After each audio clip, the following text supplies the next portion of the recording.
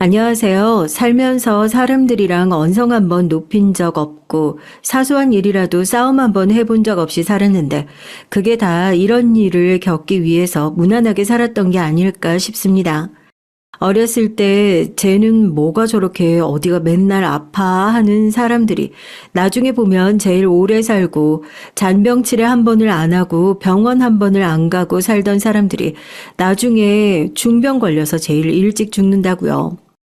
저는 그렇게 따지고 보면 후자가 아닐까 싶네요. 엄마 등에 업혀서 동네에서 이 사람 저 사람들에게 사랑받으며 살던 어린 시절부터 참 무해한 성격이라는 소리를 듣고 살았는데 웃는 얼굴에 침 못 뱉는다고 아무도 제 얼굴에 침 뱉는 일 없이 그렇게 행복하게 살아왔었는데 길을 걷다 새똥을 맞아도 이렇게 황당하지 않을 것 같습니다. 제가 이렇게 황당해하는 이유는 지금 제가 굉장히 난감한 상황에 처해 있기 때문이에요. 사실 이 얘기의 주인공이 되는 저와 남편 사이를 생각했을 때는 아무런 문제가 없을 것 같은데 저희를 둘러싸고 있는 시댁을 생각하면 당장이라도 이 관계를 끝내야 마땅하다는 판단이 서기 때문입니다. 더군다나 이 시댁을 꼭 쥐고 계시는 시어머니를 떠올리면 사연을 쓰는 지금도 골이 지끈거릴 정도니 제 머리통으로는 도저히 좋은 해답이 떠오르지 않아서 톡톡 사연 분들과 머리를 맞대려고 사연을 들고 왔어요. 남자에 미쳐서 이런 시댁에서 탈출하지 않고 버티고 앉았냐고 무조건 손가락질 하지 마시고 진지하게 제 얘기를 한번 들어봐 주셨으면 좋겠습니다. 가정이라는 게 그렇게 쉽게 버릴 수 있는 대상이 아니잖아요. 미친 시어머니 하나 때문에 저도 소중한 제 가정을 그렇게 쉽게 버리고 싶진 않습니다만 또 이런 말도 안 되는 상황을 이미 동네방네 다 들켜버린 마당에 어떻게 하는 게 좋을지 올바른 판단이 서지도 않습니다. 그럼 이제부터 어떻게 된 일인지 제 얘기를 한번 시작해 볼게요. 제가 순둥이라는 별명을 얻게 된 데는 사람들을 많이 만날 수밖에 없었던 자연스러운 어린 시절의 환경 탓도 있었던 것 같아요. 저는 어렸을 때부터 누가 내 어머니인가, 누가 내 이모인가 구분이 되지 않을 정도로 많은 사람들 사이에 둘러싸여져 자랐습니다. 넘치는 사랑을 받고 살았고 보는 사람들마다 예쁘다고 볼을 하도 쓰다듬어대는 통에 뺨이 항상 빨갛게 부르터 있을 정도였다니까요. 그도 그럴 게 저희 어머니는 제가 태어나기도 전에 목욕탕을 운영하셨거든요. 그럼 아버지는 어떤 분이셨냐고요? 몰라요. 농담이 아니고 살아생전에 아버지를 만나본 적도 아버지에 대한 얘기를 들어본 적도 없습니다. 외할머니께 전해 듣긴 했지만 아버지는 살림살이에 큰 보탬은 안 되시는 분이었나 봐요. 딱히 집에 돈이 많이 벌어다 주는 것도 아니고 변변치 않은 직장이 있었던 것도 아니야.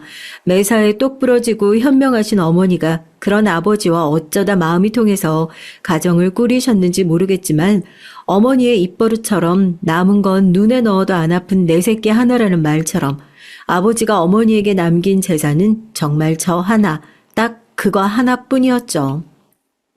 제대로 할 줄 아는 일은 없으면서 또 집안에 있는 돈은 어떻게 그렇게 잘 까먹는지 자식이 생긴 이후에도 술, 여자, 노름을 끊지 못하는 아버지를 보면서 이런 인간을 집안에 놔두는 것보다 내 자식을 차라리 애비 없는 애로 키우는 게 낫겠다 싶으셨대요. 제가 어렸을 때까지만 하더라도 이혼을 하고 여자 혼자 산다는 게 굉장히 실패한 인생으로 손가락질 받던 시기였는데 어머니는 무슨 결심이 서셨는지 몰라도 그 길로 아버지와 이혼을 하셨다고 하네요.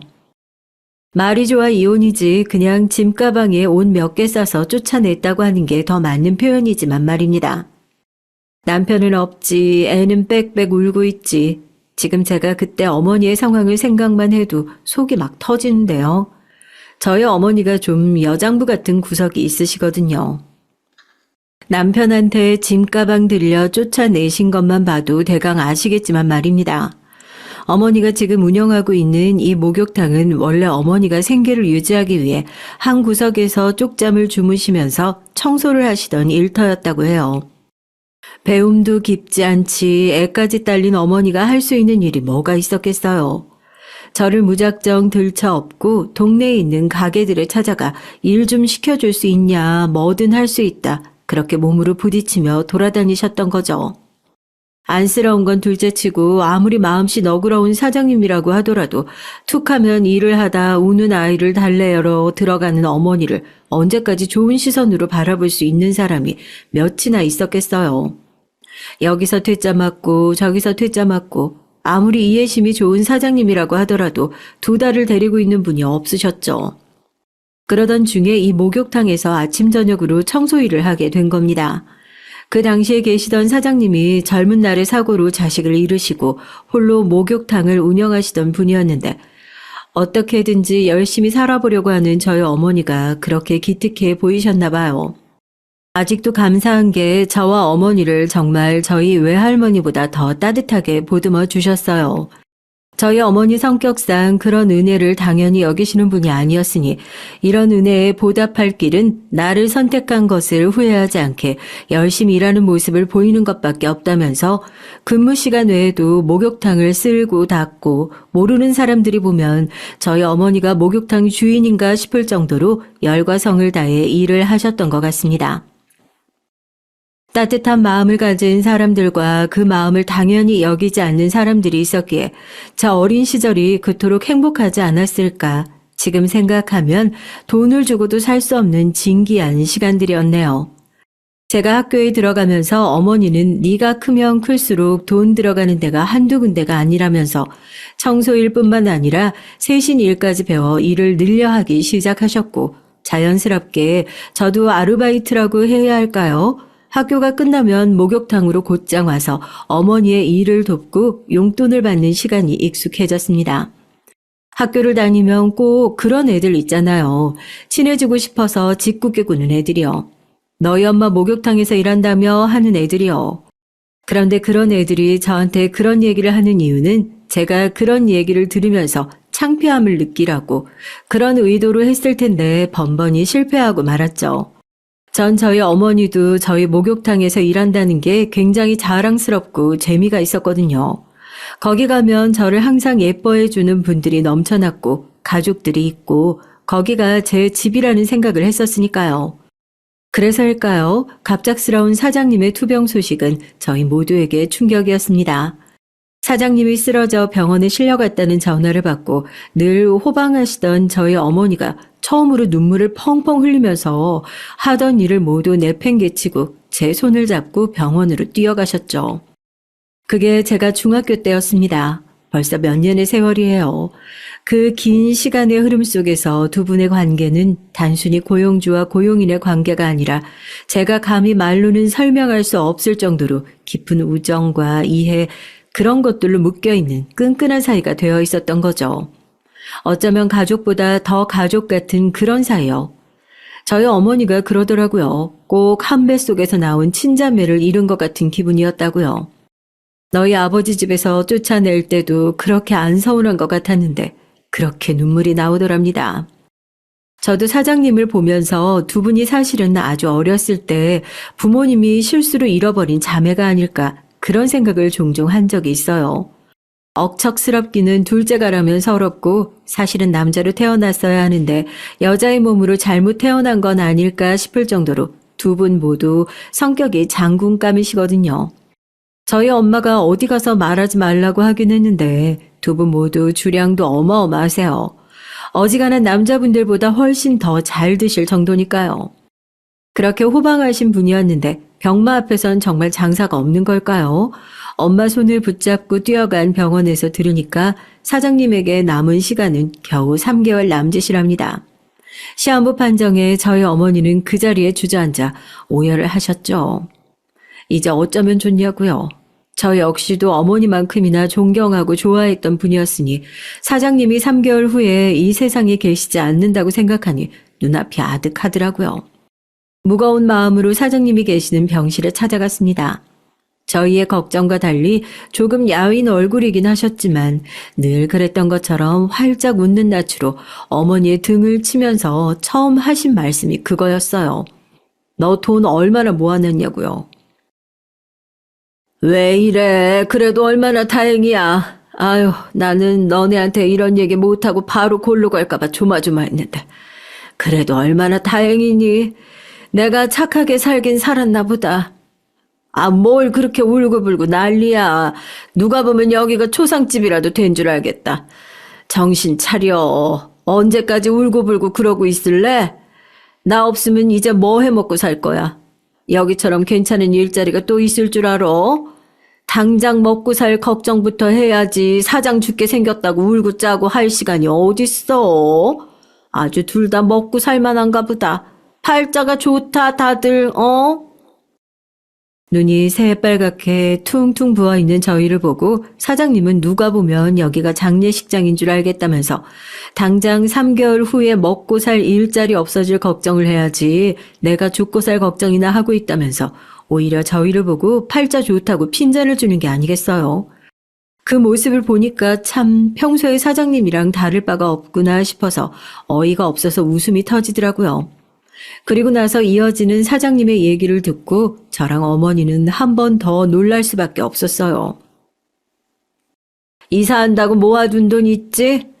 내가 안 그래도 목욕탕 건물 내놓으려고 했는데 뭐 다 죽게 생긴 마당에 이제 와서 그거 이고치고 싸들고 저승 갈 것도 아니고 언제 부동산에 내놓고 복비도 받아봤자 부조금으로 받게 생긴 거 알잖아. 내가 사주팔자가 더러워서 육친이 약해서 부조금 받아봤자 나눠줄 부모 자식도 없어.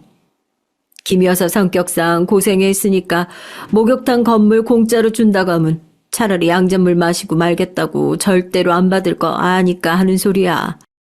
내가 그 돈에 내 목욕탕 팔게. 김 여사가 인수해 그거. 단 나도 그냥 주는 거 아니고 조건 있어. 나 죽어도 목욕탕 일 열심히 하고 둘이서 그거 가지고 행복하게 살아. 그걸로 얘 시집도 보내고 너도 어디 가서 엄마 얼굴에 먹칠하는 일 만들지 말고 똑바로 살아. 그거 약속하고 주는 거야. 알겠어? 한평생을 열심히 일만 하고 살았던 어머니에게 그리고 그런 어머니에게 성실함이라는 귀중한 자산을 물려받은 저에게 가족이 되어주신 것도 모자라서 너무나도 큰 선물을 남겨주신 사장님이 지금 다시 생각해도 너무나 감사할 따름입니다. 앞으로 어떻게 살아가야 할지 막막하기만 했었던 저희 두 모녀에게 사장님의 제안은 거의 로또 1등 당첨이나 마찬가지 수준이었어요. 이렇게 귀한 것을 받아도 되나 머뭇거리고 있는 어머니에게 이럴 줄 알고 명의 이전 관련해서 이미 다 준비를 하고 있었다면서 사장님은 양도각서와 필요한 서류를 안내해 줄 사람의 연락처를 건넸습니다.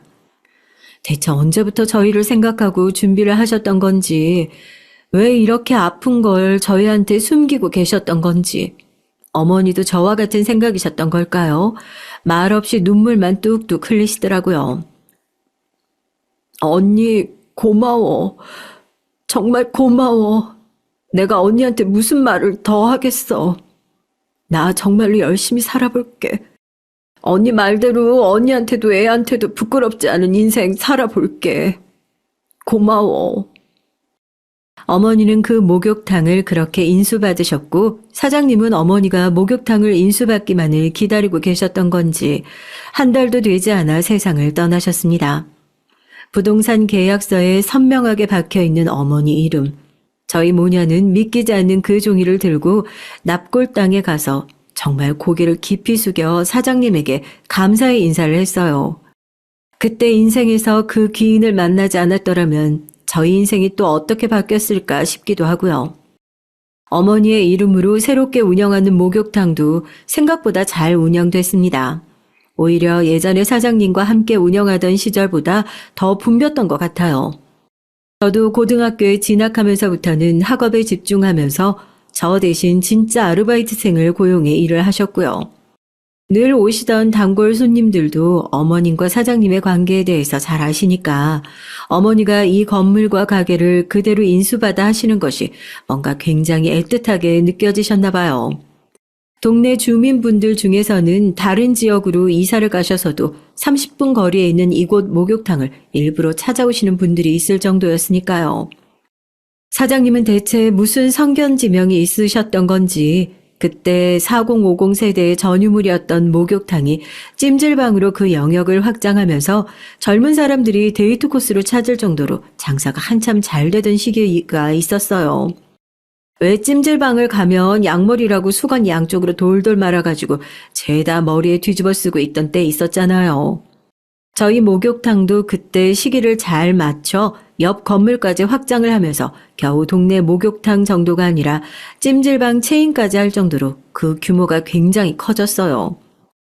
규모가 아무리 커져도 저희 어머니는 항상 제일 처음 장사를 시작하셨던 사장님에게 인수받았던 목욕탕의 프론트 자리를 지키셨고 단골 손님들의 세신을 직접 해주셨어요. 장사가 잘 되니까 딸의 입장에서는 힘든 일은 좀 쉬셨으면 좋겠고 이제는 좀 무리하지 않았으면 좋겠다 하는 마음도 있었거든요. 그렇잖아요. 저는 항상 엄마도 저렇게 무리해서 일을 하다가 사장님처럼 어딘가 갑자기 아파서 쓰러지면 어떻게 하나. 그게 항상 걱정인데 넌 언제 엄마가 아파서 병원 간 걸 본 적이 있냐면서 울음장을 놓으니까요. 차라리 저처럼 잔병치레 많이 해서 병원이라도 자주 가면 검진이라도 자주 받으니 어디 아파도 빨리 발견하니 그만인데 엄마처럼 정말 잘 아프지도 않은 사람이 어디 한번 크게 아플까봐 저는 항상 그게 걱정이었거든요. 딸의 그런 걱정이 무색하게 정말 저희 어머니는 아주 건강하게 묵묵하게 본인의 자리를 지켜주셨고 그런 어머니의 든든한 그늘 아래서 저도 제 역할을 묵묵히 해나갔습니다. 환경이 여의치 않아서 공부를 하고 싶어도 할 수 없었던 어머니는 대놓고 티를 내지는 않으셨지만 항상 학벌 콤플렉스가 있으셨어요. 저는 그런 어머니가 늦게라도 검정고시를 보고 대학을 가셨으면 했지만 공부에는 다 때가 있는 법이라고 하잖아요. 늦게 공부를 시작하시려고 하니까 그것도 원하시는 것만큼 쉽게 되지 않으시는 것 같더라고요. 내가 머리만 조금 더 좋았더라도 너네 아버지 같은 사람이 좋다고 달라붙었겠니? 내가 아무리 니네 아버지를 무식한 사람이라고 욕해도 결국 나도 똑같은 사람이니까 그런 사람 만난 거다. 사람 원래 그런 거야. 끼리끼리 만난다고. 그런 말이 왜 있겠어. 그러니까 실패한 사람끼리 뭉쳐 살고 싶지 않으려면 죽자 사자 공부해. 안 그러면 말짱 도루묵이야. 어머니는 본인의 결혼 실패 역시 배움이 짧았던 과거 탓을 하시는 것 같았어요. 아무리 생각해봐도 그게 직접적인 연관성이 있을까 싶긴 했지만 어머니가 그렇다면 그런 거죠. 그런 이유가 아니더라도 그 당시에 제가 자신 있었던 건 공부였고 다들 입시 전쟁통인 상황에서 공부를 열심히 해야 하는 이유는 차고 넘쳤으니까요. 저 역시도 어머니를 기쁘게 해주고 싶다는 마음은 같았고 그게 공부라면 열심히 해야 하지 않았겠어요. 저는 어머니와 달리 여유롭고 넉넉한 환경도 받쳐주고 있었고 이제 예전과 달리 학교 끝나고 매일같이 목욕탕에 쫓아가서 어머니의 일을 돕는 대신 독서실과 학원을 쫓아다니면서 소위 일타 강사라고 불리는 선생님들 자리 잡기도 힘든 앞자리를 매번 척척 잡아가면서 수업을 들을 수 있었고 이런 환경에서 제대로 성적을 못 내면 그게 더 양심이 없는 거죠. 그렇게 저는 서울대 합격증을 어머니의 품에 안겨드리게 됐습니다. 어머니는 제 합격증이 나오자마자 또다시 그 합격증을 들고 가장 먼저 사장님의 납골당으로 향했어요. 이제는 자연스럽게 기쁜 일, 슬픈 일이 생기면 가장 먼저 떠올리게 되는 진정한 가족이 된 것 같은 느낌이었죠. 아마 사장님도 저희 엄마만큼이나 하늘에서 크게 기뻐하셨겠죠? 목욕탕 앞에 현수막을 걸려고 하시는 걸 얼마나 뜯어 말렸는지. 현수막만 안 걸었다 뿐이지 프론트에 서서 찾아오시는 손님마다 왜 맨날 여기서 내 일 도와주던 우리 딸 기억하냐? 그 딸이 이번에 대학을 갔는데 무슨 대학에 갔는 줄 아냐? 서울대에 갔다. 모르겠다. 뭐 박사가 되려나 판검사가 되려나 하여튼 대한민국 이끄는 건 서울대 출신들이 다 하는 거 아니냐. 입이 마르고 닳도록 자랑을 하신 덕분에 저는 얼굴도 모르시는 분들이 저를 붙잡고 아이고 서울대 들어갔다면서 축하해 하고 인사를 하셔서 제가 놀란 반 부끄러운 반으로 감사 인사를 했던 게 한두 번이 아니에요. 뭐가 됐든 어머니의 자랑이 된다는 건 참 기쁜 일이더라고요. 대학 합격뿐이게요. 어머니의 말씀대로 대한민국을 이끄는 많은 인재들을 배출하는 게 결국 서울대학교 아니겠어요. 왜 유명한 말도 있잖아요. 누군가 조국의 미래를 묶어둔 고개를 들어 조국을 보게 하라고요. 학교에 입학하고 나니 정말 전국에서 날고 긴다는 애들은 거기 다 모였더라고요. 저도 고등학교 때 전교 1등 한 번을 놓쳐본 적이 없었는데 서울대학교에 들어가니까 전국에서 죄다 전교 1등 하던 애들이 모여있는 곳이라 1등을 해봤다는 자랑은 어디 가서 명함도 못 내밀겠더라고요. 쟁쟁한 경쟁자들 사이에서 공부를 시작하면서 저는 어머니의 말이 맞다는 사실을 알게 됐습니다. 잘난 사람들 곁에는 잘난 사람들이 꼬이고 못난 사람들 곁에는 못난 사람들이 꼬인다는 말이에요. 분명히 1등끼리 경쟁을 시작하면 그 사이에서도 도태되는 사람이 있을 거고 꼴등도 있기 마련이고 할 건데 경쟁에서 엎치락뒤치락 하면서 제 인생은 한 단계 한 단계 더 위로 올라가는 느낌이었습니다. 졸업을 할 때쯤에는 그 노력의 결실로 가득 찬 이력서를 결과물로 받아들일 수 있었고 한 자산운용사에서 펀드 매니저로 합격하며 또 한 번 어머니에게 자랑스러운 딸 노릇을 톡톡히 하게 됐어요. 대학부터 회사까지 경쟁. 더군다나 펀드 매니저라는 직업은 멋지게만 보이는 겉모습과 달리 운용사와 고객 사이에 치이고 정신적인 스트레스에 고스란히 노출되어야만 하는 직업이었고 통장에 거액의 월급이 찍힐수록 제 몸과 정신은 조금씩 병들어가고 있었습니다. 투자 성공은 당연한 거지만 실패에 대한 책임이 고스란히 저에게 돌아오는 현실이 때로는 이해가 되지 않고 괴롭기만 하더라고요. 스트레스가 극에 달해 있던 상태였고 저는 그 당시 진지하게 퇴사를 고민하고 있었습니다. 힘들게 얻은 직장은 맞지만 그렇다고 제 인생과 맞바꿀 정도의 일자리가 맞을까 하는 고민들이 머릿속에 가득했죠.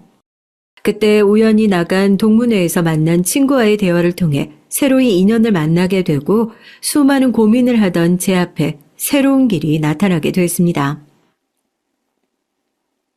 너한테 소개시켜주고 싶은 사람이 있는데 한번 만나보는 게 어때? 난 지금 네가 이렇게 고민을 하는 게 너무 안 쉬고 앞만 보고 달려와서 그런 것 같아. 사람이 연애도 좀 하고 숨도 돌리고 그렇게 살아야 되는데 그렇잖아. 네가 오죽 기계처럼 살았냐고. 근데 그 선배도 그랬거든. 너보다 더 기계처럼 살다가 개원 앞두고 갑자기 다 때려치울 거라고 배낭 싸서 세계 일주 가더라.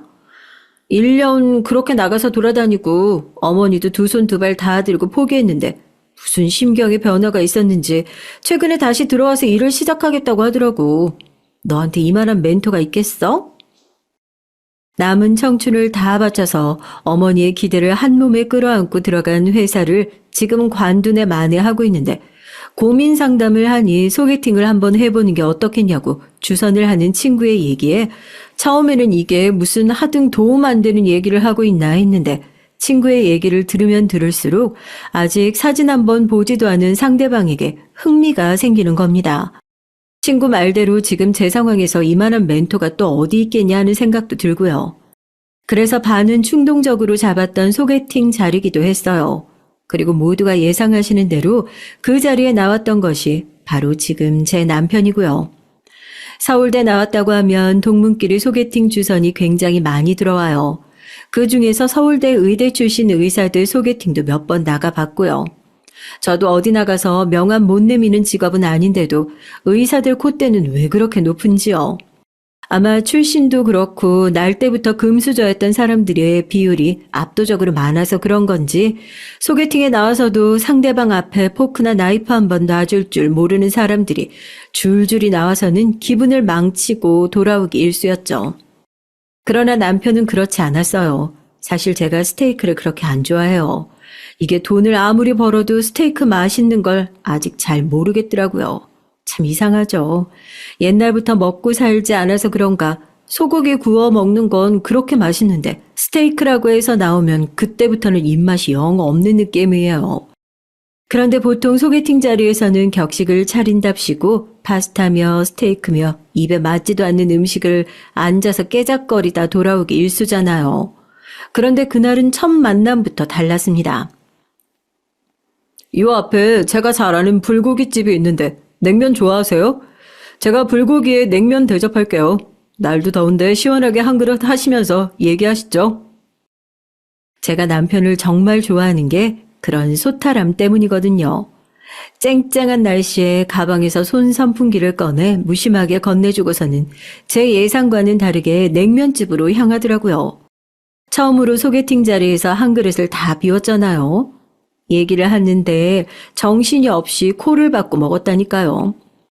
겨우 정신을 차리고 이제서야 체면을 차리려고 하는데 헛기침을 하면서 얘기를 시작하는데 또 말이 그렇게 잘 통할 수가 없어요.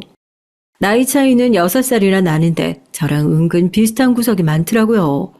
어머니 아버지가 이혼하시고 홀어머니를 모시고 사는 것도 같고 번아웃이 와서 직장을 관두려고 했던 것도 맞대요. 의사 일을 때려치우려다가 그동안 벌어둔 돈 다 털어서 세계 일주나 가야겠다고 하고 비행기에 올라탔는데 어쩌다 정신 차리고 보니까 그곳에서도 의료 봉사를 하고 있었다고. 아, 이게 내 천직이구나 싶어서 다시 한국으로 돌아와 개원한 지 얼마 되지 않았다고 하더라고요. 최근에 누군가랑 얘기를 하면서 이렇게 재밌었던 적이 있나 싶었어요. 남편 역시 다른 여자들과 달리 거의 세수를 하다시피 코를 박고 냉면을 먹는 모습에 반해서 데이트 한 번 만에 그럼 저희 한번 만나볼까요? 하고 연애를 시작하게 됐고 두 사람 다 바쁜 일정 속에서도 3개월 동안 한 번도 빼먹지 않고 거의 매일같이 데이트를 했고 양가 허락도 받기 전에 다이아 반지를 사들고 와서 청혼을 한 남편 덕분에 정말 정석으로 프로포즈를 받고 양가 허락을 구하러 다니게 됐습니다. 결혼 준비하려면 이것저것 신경 쓸 게 많아지기도 하고 나도 계속 안 쉬고 일을 하기도 했고 이참에 안식년이다 생각하고 1, 2년이라도 쉬면서 다른 일을 좀 찾아보고 싶은데 엄마 생각은 어때? 이 사람도 병원이 어느 정도 자리 잡은 상태라 문제될 게 없다는데. 결혼하면서 눌러앉을 생각은 전혀 없었지만 저희 업계가 오죽 무섭냐고요. 결혼 예정이라는 얘기지만 넌지시 꺼냈을 뿐인데 당장 내일이라도 책상을 빼버릴 기세로 결혼식은 언제 올릴 예정이냐, 아이는 가질 거냐, 신혼여행은 몇 박 며칠로 갈 거냐, 심지어 예식 일정을 회사 일정에 맞출 수 있냐고까지 확인하는 모습을 보고 아, 이제 내가 쉴 때가 오긴 왔구나 싶더라고요. 일에 대한 고민이 계속해서 있어 왔으니까 차라리 결혼이 기회가 될 수도 있겠다 싶어서 결혼 허락을 받으러 간 길로 어머니에게도 이 얘기를 꺼냈어요. 의사라는 타이틀을 달고 있으면서도 자기의 신념이 뚜렷하고 소탈한 남편을 마음에 들어 하시면서도 어머니는 제가 일을 그만두고 집에서 공부를 하겠다는 얘기에 걱정스러운 시선을 보내시더라고요.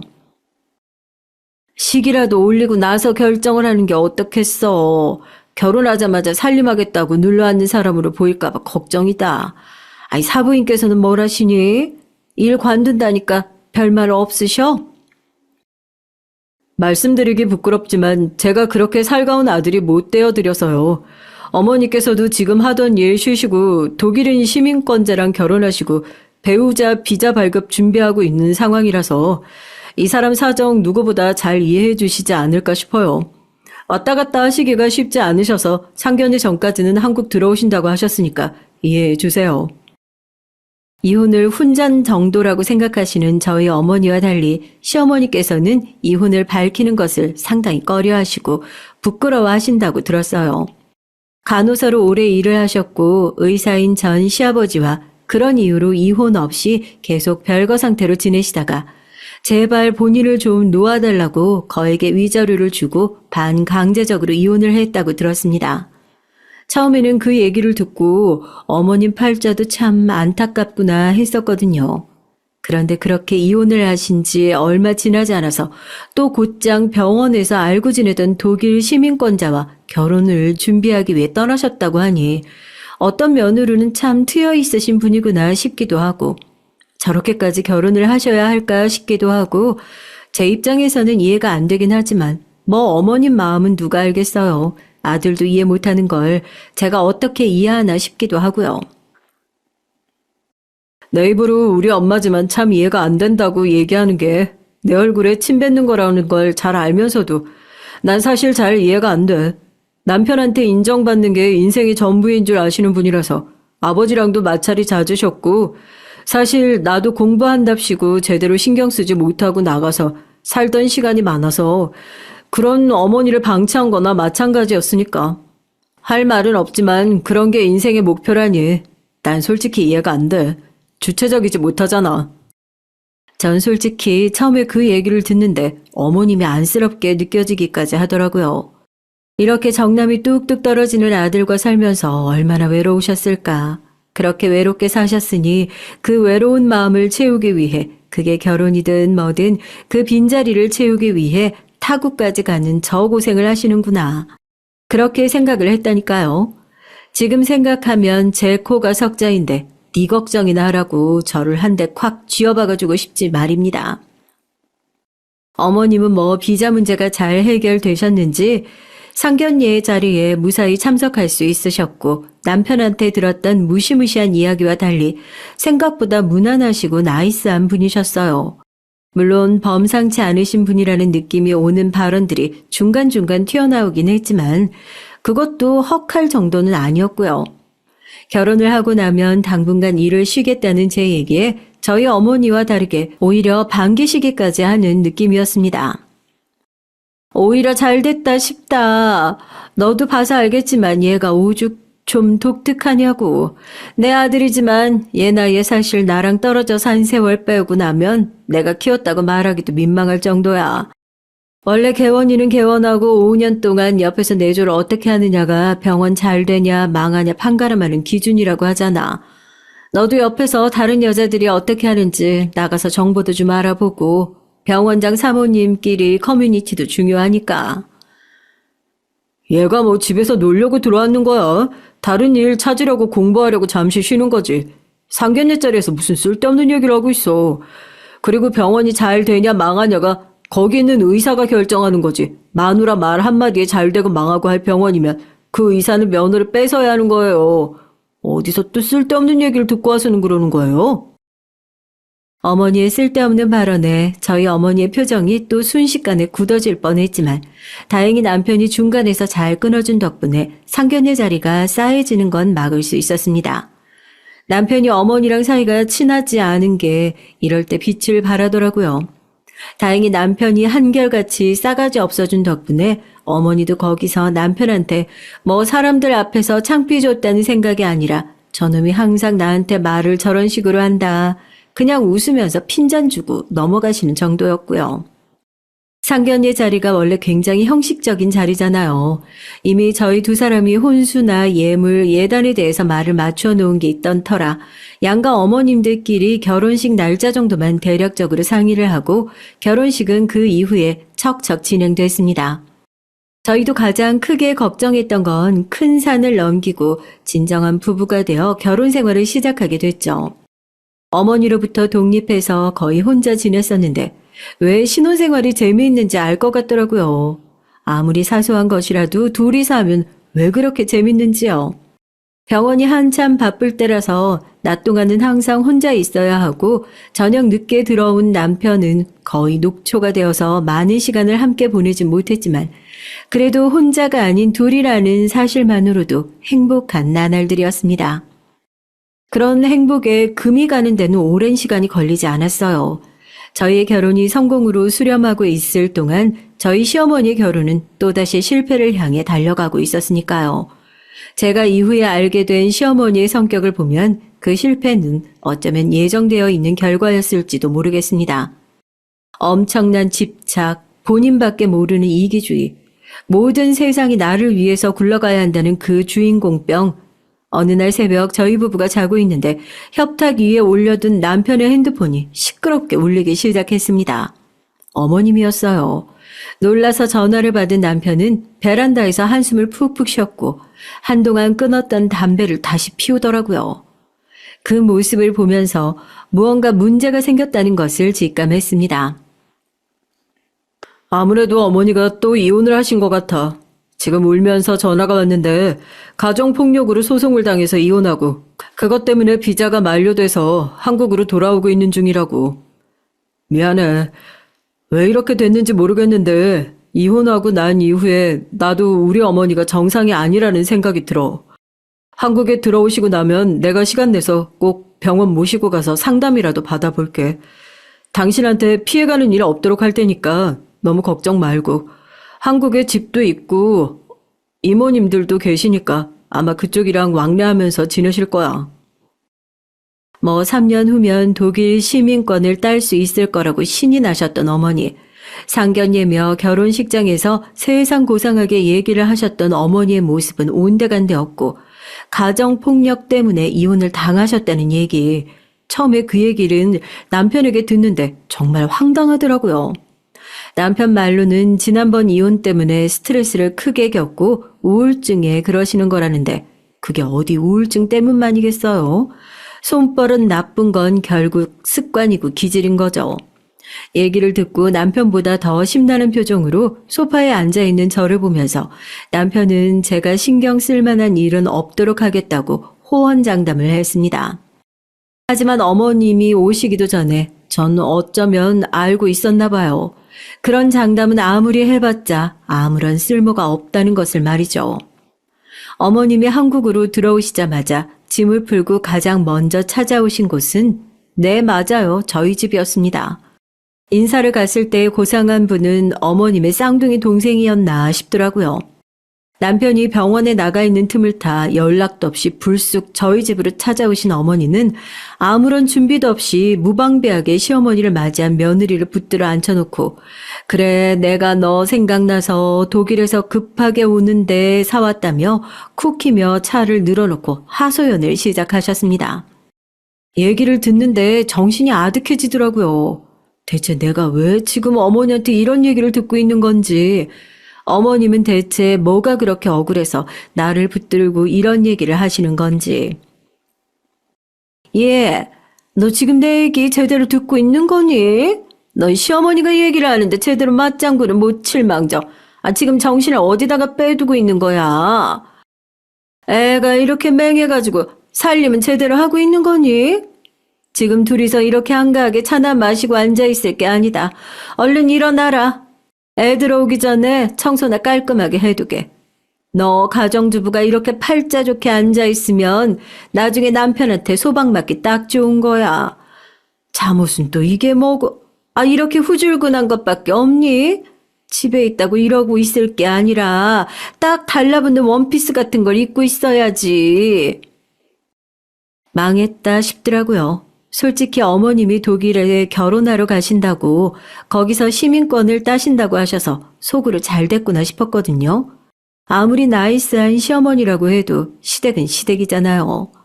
멀리 살면 살수록 좋은 게 시댁이라고 저는 친구들이 그렇게 골치 아파하는 시집살이에서 벗어날 수 있겠다 싶어 참 다행이라 싶었는데 손 안 대고 코 풀려고 했던 심보가 문제였던 걸까요? 남들보다 배로 더 골치 아픈 시집살이가 이제부터 시작될 거라고 감히 상상이나 했겠습니까? 그날 찾아오셔서 제 살림살이를 쑥대밭을 만들어 놓으시고 옷장을 구석구석 다 열어보시고 제 속옷까지 다 펼쳐보시고는 이건 뭐 이래서 안 되네, 이래가지고 남편이 퇴근하고 들어와서 마음이 동하겠네, 안 동하겠네, 이런 나쁘끄러운 소리까지 실컷 하고 돌아가신 시어머니의 난리법석은 그야말로 예고편에 불과했어요. 그날 저녁 남편이 집에 돌아오고 나서 당연히 저는 이 초유의 사태에 대해 하나도 빠짐없이 고했죠. 이런 일 없게 하기로 하지 않았냐고요. 대체 이게 다 무슨 일이냐고요. 남편도 제 얘기를 듣고 기겁을 하더니 어머니에게 전화를 해서 난리를 쳤습니다. 이혼은 혼자 하면 그만이지 누구 이혼당하는 꼴 보고 싶냐고요. 제가 들어도 너무하다 싶을 정도여서 저도 남편 붙잡고 그만하면 됐다고 알아들으셨을 거라고 그랬죠. 수화기 너머로 훌쩍거리는 소리까지 들리는 걸 들으니 속 시원한 마음 반, 죄송스러운 마음 반이었어요. 그때까지만 해도 말입니다. 어제 그 난리통이 있었으니 오늘은 좀 조용히 지나갈 수 있을 거라 생각을 했는데 오후쯤 됐을까요? 초인종이 또 울리더라고요. 언제부터 이렇게 제가 초인종 소리에 노이로제가 일어났는지 확인을 해보니까 친정엄마더라고요. 놀란 가슴을 쓸어내리고 문을 열었어요. 시어머니가 한국으로 돌아오셨다는 소식을 당연히 친정엄마께도 알렸으니 더군다나 좋은 소식으로 다시 한국으로 돌아오신 것도 아니고 불미스러운 일로 돌아오셨으니 별일은 없나 얘기나 할까 하고 집에 잠깐 들렀다고 하시더라고요. 코로나 때문에 목욕탕도 휘청했잖아요. 저는 잘 됐다 싶더라고요. 안 그러면 저희 엄마 죽을 때까지 일을 하겠다 싶어서요. 왜 예전에 사장님 돌아가시기 전에 그런 약속을 했잖아요. 목욕탕 일 열심히 하고 엄마랑 저랑 행복하게 살아야 한다고. 저희 어머니가 그래서 돈을 벌 만큼 벌어주시고 코로나 때 그냥 깔끔하게 정리하고 쉴 법도 하신대. 사장님이랑 한 약속을 지키신다고 프론트를 끝까지 지키셨어요. 이제는 그 약속도 지킬 만큼 지켰다고 그 건물 허물고 그 자리에 뭘 하면 좋을지 고민하고 있는 상황이었고 열심히 부동산이며 공사업체며 인테리어 업체며 직접 알아보고 다니셨죠. 그날도 공사업체랑 미팅을 하시고 돌아오시는 길에 갑자기 제 생각이 나셨다고 들리셨더라고요. 내가 요즘 걱정이 돼서 잠을 잘 수가 있어야지. 내가 바빠서 연락을 한번 못 드려봤어. 언제 엄마가 사돈 만나서 저녁이라도 먹으면서 얘기라도 한번 해볼까? 집에 와서 괜히 트집 잡고 그러진 않어. 가뜩이나 집도 가까운데. 괜히 너한테 화풀이 할까봐 걱정이다, 야. 엄마는 못 속여요. 학교 다닐 때 학습지 산다고 돈 달라고 용돈 삥땅 치고 그러면 엄마들 귀신같이 알잖아요. 누구 눈을 속이겠어요. 걱정스러운 목소리로 전화를 건 제 상황을 누구보다 먼저 아셨던 거죠. 집도 가까운 저희 시어머니가 이혼하고 괜히 저한테 와서 쓸데없는 꼬장을 부리진 않을까 걱정에 한달음에 달려오신 저희 어머니를 어떻게 속이겠습니까? 안 그래도 어제 한바탕 난리를 치고 갔는데 다행히 조사방이 난리를 쳐서 한풀 꺾이셨을 거다. 당분간은 잠잠할 거다 하니까 그래도 못 믿으시는 눈치더라고요. 남편 패서 이혼당하고 들어온 여잔데 그 성질머리가 어디 가겠냐고요. 네, 저희 어머니 말이 딱 맞았죠. 호랑이도 제 말하면 온다고 또 한 번 저희 집 초인종이 울렸습니다. 이번에는 초대받지 않은 손님이 맞았어요. 어제 그렇게 남편한테 한 소리를 듣고 한동안은 저희 집 대문 꼴도 보기 싫을 거라고 생각했던 시어머니가 떡하니 저희 집 문 앞에 서 있는 게 아니겠어요? 저는 당황한 표정으로 시어머니를 흘낏 쳐다봤죠. 어머니는 본인이 여기 있는데 별일이야 있겠냐면서 문을 열어달라고 하더라고요. 그 문이 왜 그렇게 무겁게 느껴지는지 정말 열어주고 싶지 않았지만 억지로 문을 열어주니 미안하다는 얘기도 없이 말 없이 저를 노려보시던 시어머니가 제 어깨를 거의 치다시피 하며 저를 밀고 집으로 들어오셨습니다. 그 모습에 저희 어머니도 적잖이 당황하셨고요. 사부인, 한국 들어오셨다는 소식 들었는데 여기서 뵐 줄은 몰랐네요. 제가 미리 연락을 드리고 찾아뵀어야 하는데. 앉으세요. 차라도 한잔하시죠.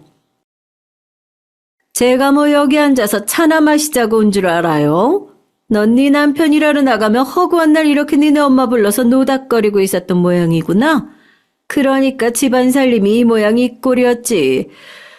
불쌍한 내 아들, 지가 벌어다 준 돈, 지 마누라랑 지 장모가 펑펑 쓰는 줄도 모르고.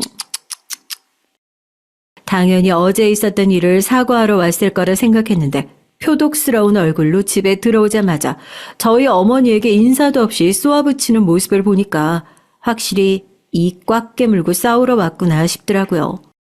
그런 시어머니의 태도에 저희 어머니도 적잖이 당황하셨지만 어제 일이라면 저도 남편에게 무작정 고자질을 한 느낌이 없잖아 있었고 어머님 입장에서는 지금 이 상황이 오해하실 수도 있겠다 싶어 나름대로 화를 풀기 위해 정중하게 사과를 드렸습니다.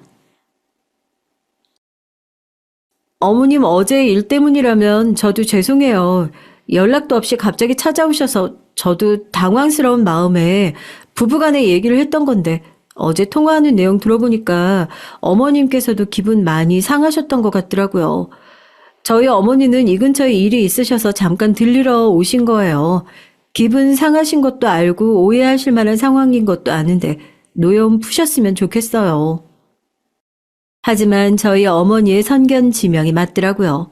남편 패서 이혼당하고 돌아온 성질머리가 어디 가겠냐고요.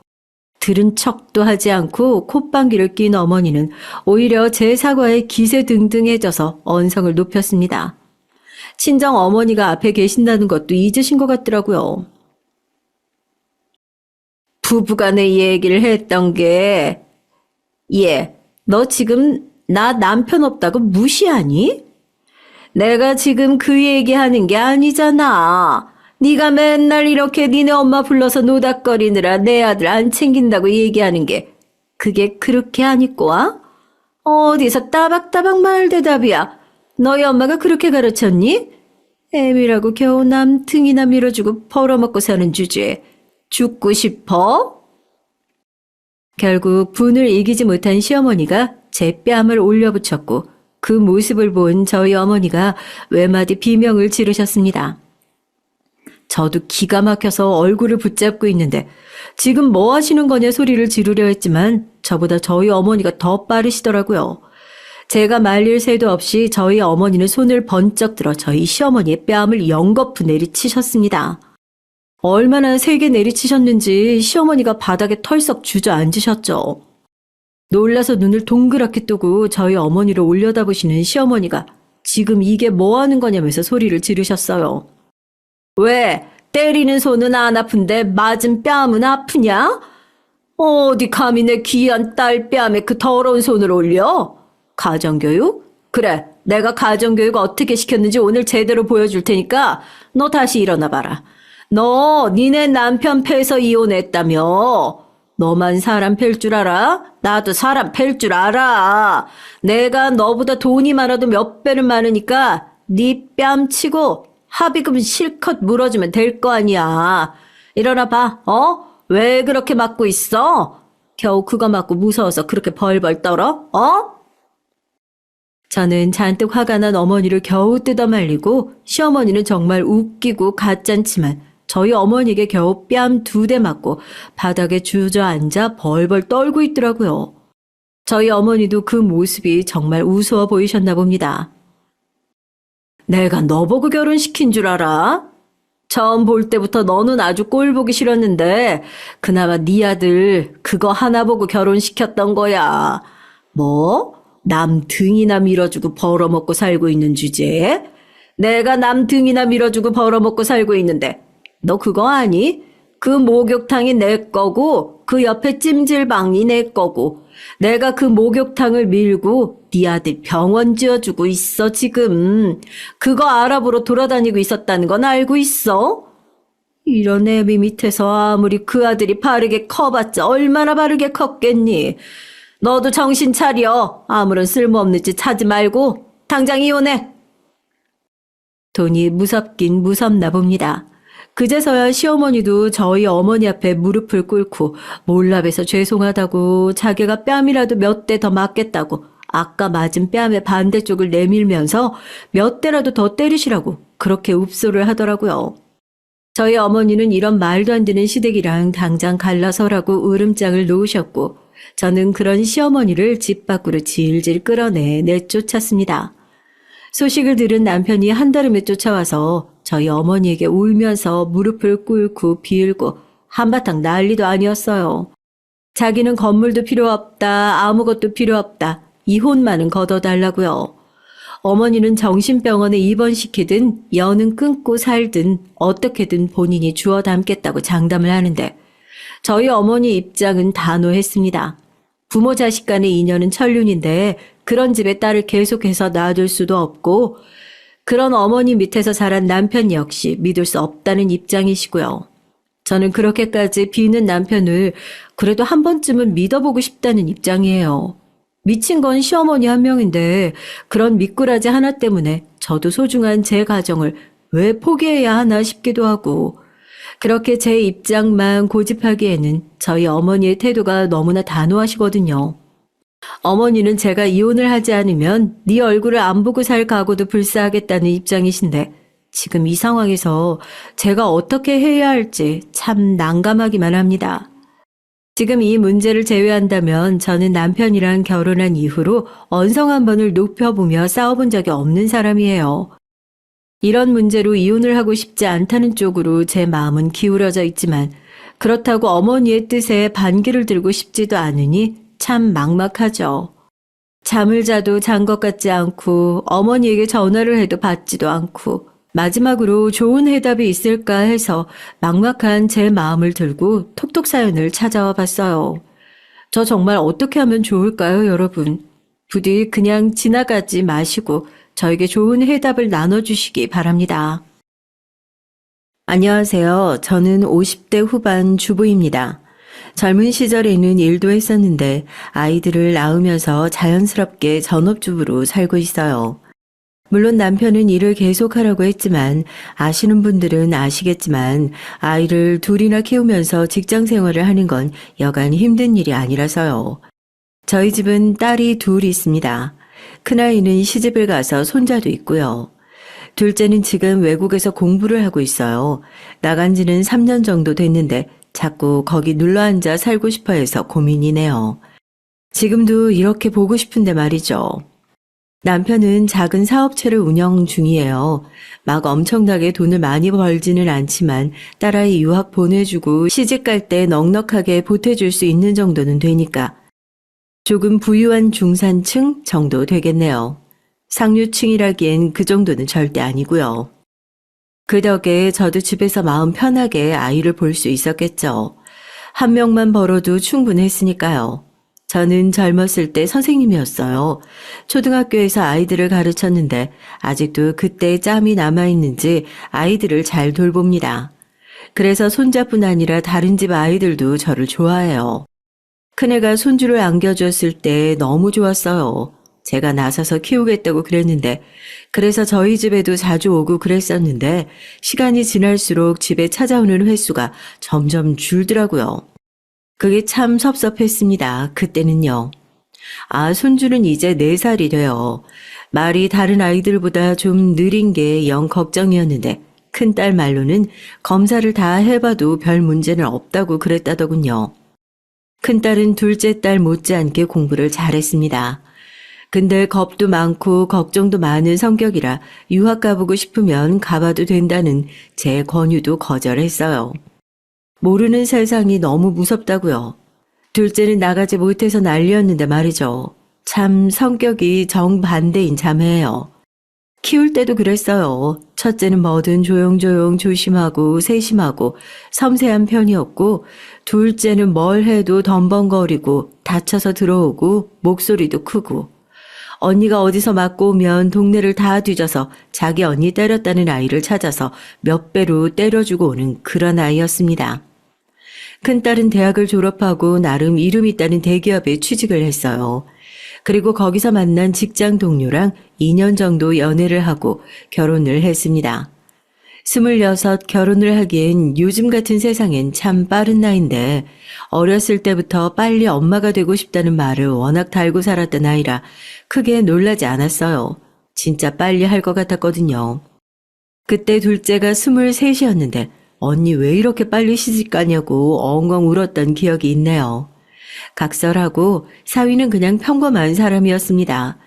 딸이랑 같이 좋은 대학을 나와서 좋은 회사에 취직한 사돈댁이 지방에서 농사를 크게 하시는데 사돈 어르신이 보기에는 덩치도 크고 험악하게 생기셨는데 그래도 참 성격이 호탕하신 분이라 며느리인 저희 딸을 참 이뻐라 하십니다. 때마다 농작물 같은 걸 저희 집에도 보내주셨고요. 상견 옛날 만난 사돈 어르신들 모습을 보고 사위도 괜찮은 사람이겠구나 했어요. 그만큼 어르신들이 참 좋아 보였거든요. 그렇게 제 딸은 일찍 결혼했고 바로 다음 해에 아이를 낳았어요. 친구들 중에서 제가 할머니 제일 일찍 됐는데 친구들은 좀 놀렸지만 사실 전 좋았습니다. 아이를 좋아하니까요. 그래서 매주 저희 집으로 아이를 데리고 왔어요. 둘이 데이트를 하는 날에도 아이를 맡기고 가면 봐주기도 하고 딸아이가 체력적으로 좀 힘들다 하면 며칠씩 저희 집에 아이를 두고 가기도 했습니다. 사실 지들이 봐도 제가 아이를 더 잘 보니까 그랬던 거겠죠. 저에게 맡기고 여행이라도 며칠 다녀오는 날엔 그렇게 행복할 수가 없었습니다. 남편이 오죽하면 애 보면서 이렇게 좋아하는 사람은 당신밖에 없을 거라는 얘기를 몇 번이고 했을 정도니까요. 저는 그만큼 손주가 좋았어요. 너무 예뻤고요. 근데 아이가 어느 정도 크고 사위가 회사 일이 바빠지면서 저희 집에 오는 날이 점점 줄어들기 시작했어요. 그래서 아이를 보려면 제가 먼저 보고 싶다 연락을 하거나 연락을 해도 오지 않으면 제가 아이를 보러 간 적도 있습니다. 그렇다고 둘째에게 말했더니 둘째가 그러더군요. 엄마, 그거 되게 눈치 없는 걸 수도 있어. 뭐가? 내가 왜 눈치가 없어? 형부가 싫어할 수도 있단 말이야. 한 번도 생각을 해본 적 없는데 둘째의 말을 듣고 친구들에게 말을 해보니까 친구들도 다들 저보고 눈치가 없다더군요. 시어머니가 그런 식으로 찾아오면 너 좋아하면서요. 생각해보니까 저야 뭐 애 보고 싶다고 가는 거지만 사위 입장에서는 집에 어른이 있으면 불편하긴 할 것 같더라고요. 그래서 그 얘기를 들은 이후로는 찾아가지 않았습니다. 저는 아이가 보고 싶다는 이유이긴 하지만 사위 입장에서는 그래도 장모님인데 제가 아무리 편하게 해준다 한들 신경이 안 쓰일 수가 없겠다 싶었거든요. 아이가 보고 싶어도 정말 꾹 참았어요. 며칠에 한 번 딸아이가 해주는 영상통화로 보고 싶은 마음을 달래가며 견뎠습니다. 그러던 어느 날이었어요. 사위에게 전화가 왔습니다. 어머님, 이번 주 주말에 시간이 있으세요? 왜? 무슨 일인가?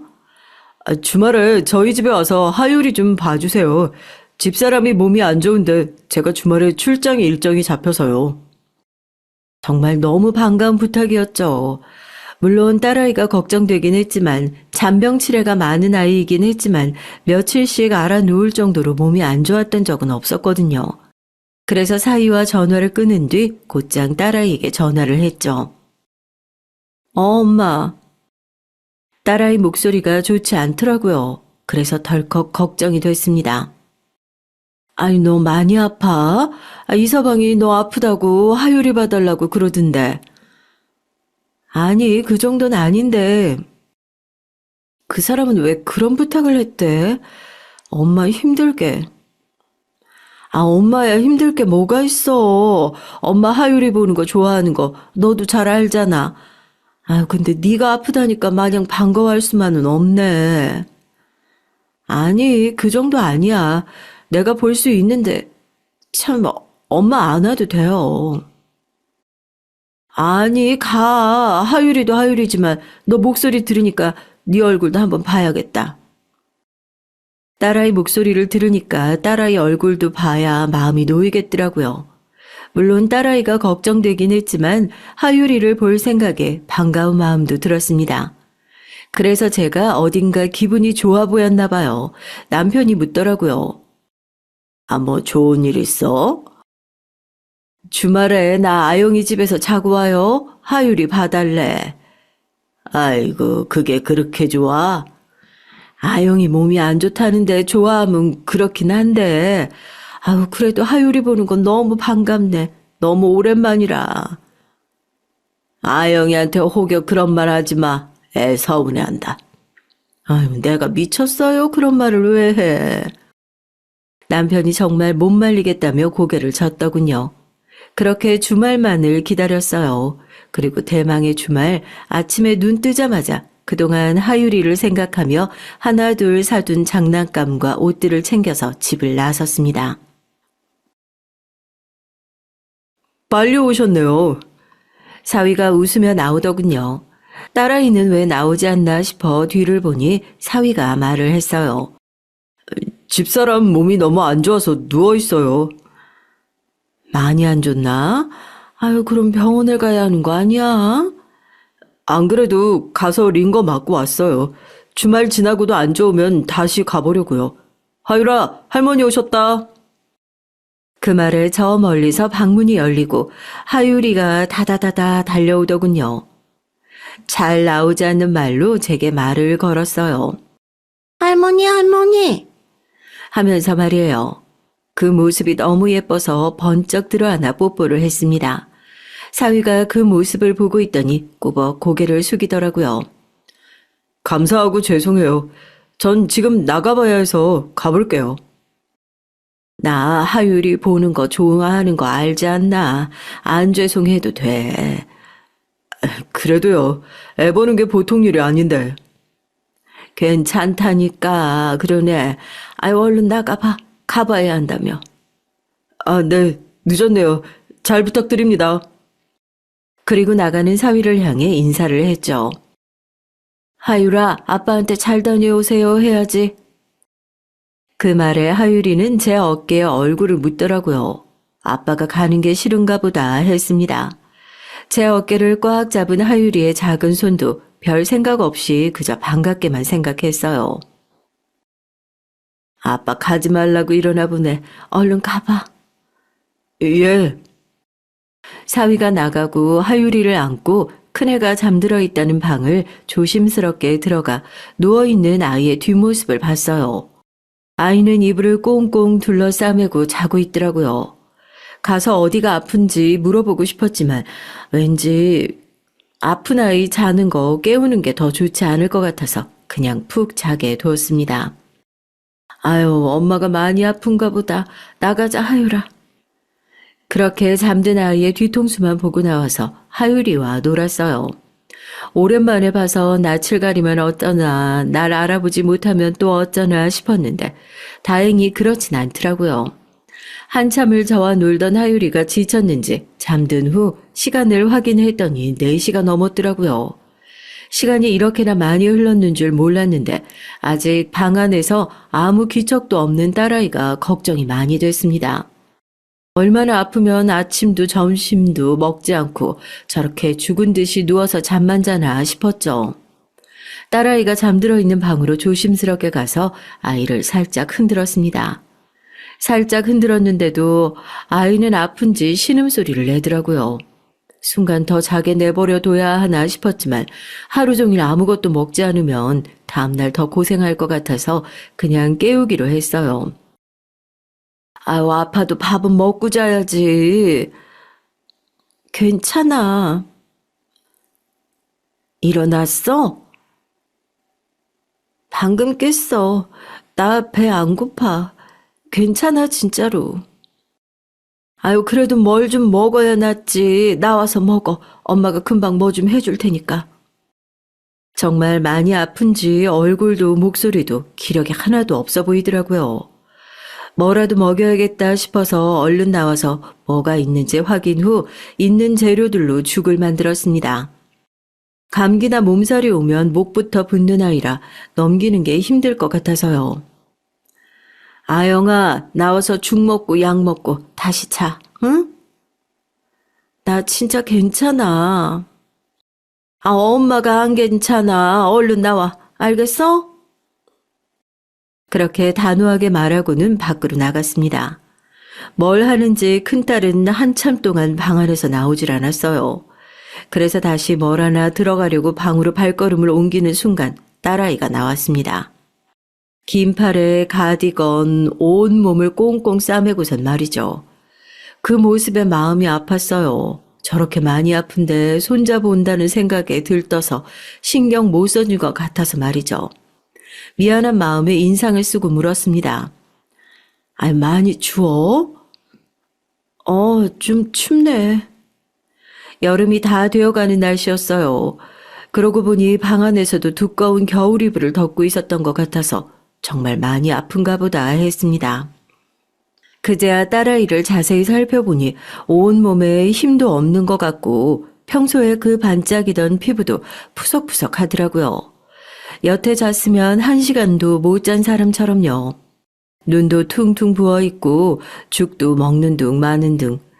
아픈 모습을 꽤 봤다고 생각했지만 이 정도로 컨디션도 기분도 가라앉은 모습은 처음 보는 것 같아서 그냥 두면 안 될 것 같다는 생각이 들었습니다. 그래서 당장이라도 병원에 같이 가자는 생각으로 말했어요. 아유, 지금이라도 다시 병원 갈래? 아니. 놀랐어요. 갑자기 크게 소리를 질러서요. 제가 놀라서 눈을 크게 뜨고 바라보자 딸이 당황한 듯 손사래를 치며 말했습니다. 자기도 그렇게 큰 소리가 나온 걸 놀라는 눈치였어요. 아니, 오늘만 지나면 나을 것 같아. 진짜 괜찮아. 병원 갔다 왔어. 안 그래도 이 서방이 링거도 맞고 왔다더라. 그렇게 얘기하니 움찔하더라고요. 그 사람이 그래? 아, 왜, 아니야? 아니, 맞았어, 링거. 어딘가 찝찝함이 남는 대화였습니다.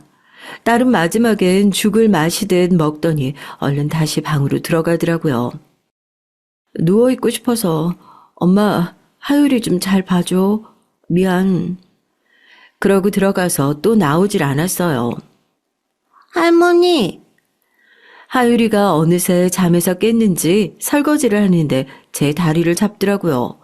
물 묻은 손을 털어내고 얼른 아이를 안아 들었습니다. 엄마는? 엄마 맘마 먹고 들어가서 다시 자. 엄마 아야 하잖아. 엄마 아야 해. 맞아, 엄마 아야 해. 엄마 아빠가 아야 했어. 이제 입이 트려는데 자꾸 말을 하는 게 귀여워서 하율이가 하는 말을 계속 따라했어요. 근데 하율이가 하는 말이 이상했습니다. 아빠, 엄마 맴매했어. 맴매? 아빠가? 누구를? 엄마 맴매했어. 아니, 아빠가 엄마를 맴매했다고? 엄마 아빠가 맴매했어. 그 말을 듣는데 어딘가 쎄한 기분이 들었어요. 물론 아이가 그냥 하는 말이니까 하고 넘길 수도 있는 문제였지만 좀 전에 큰딸이 제게 보인 반응이 자꾸 머릿속에 남았습니다. 찜찜했거든요. 잠시 고민을 하다가 하율이를 푹신한 패드 위에 올려두고 인형을 쥐어주고는 딸이 자고 있는 방의 문고리를 잡았습니다. 그런데 잠겨 있더라고요. 엄마 들어가. 얘기 좀 해. 잠시만. 나 옷 좀 갈아입어서. 그리고 잠시 뒤 철컥하고 잠금 장치를 푸는 소리가 들렸어요. 그리고 다시 아이가 나타났습니다. 땀을 뻘뻘 흘리고 긴팔을 입고 있더라고요. 그런데 이상했어요. 아, 여기 누가 있다고 옷 갈아입는데 문을 잠궈? 제 말에 딸아이가 움찔하더군요. 그러면서 하는 변명이 더 말이 안 됐습니다. 습관이라 그래, 그냥. 그렇게 말하는 딸아이의 눈동자가 흔들렸어요. 직감적으로 알 수 있었습니다. 무슨 일이 있긴 있다는 사실을 말이죠. 아니, 하율이가 그러던데 아빠가 엄마 맴매한다고. 그래서 엄마가 지금 아야 하는 거라고. 하율이가?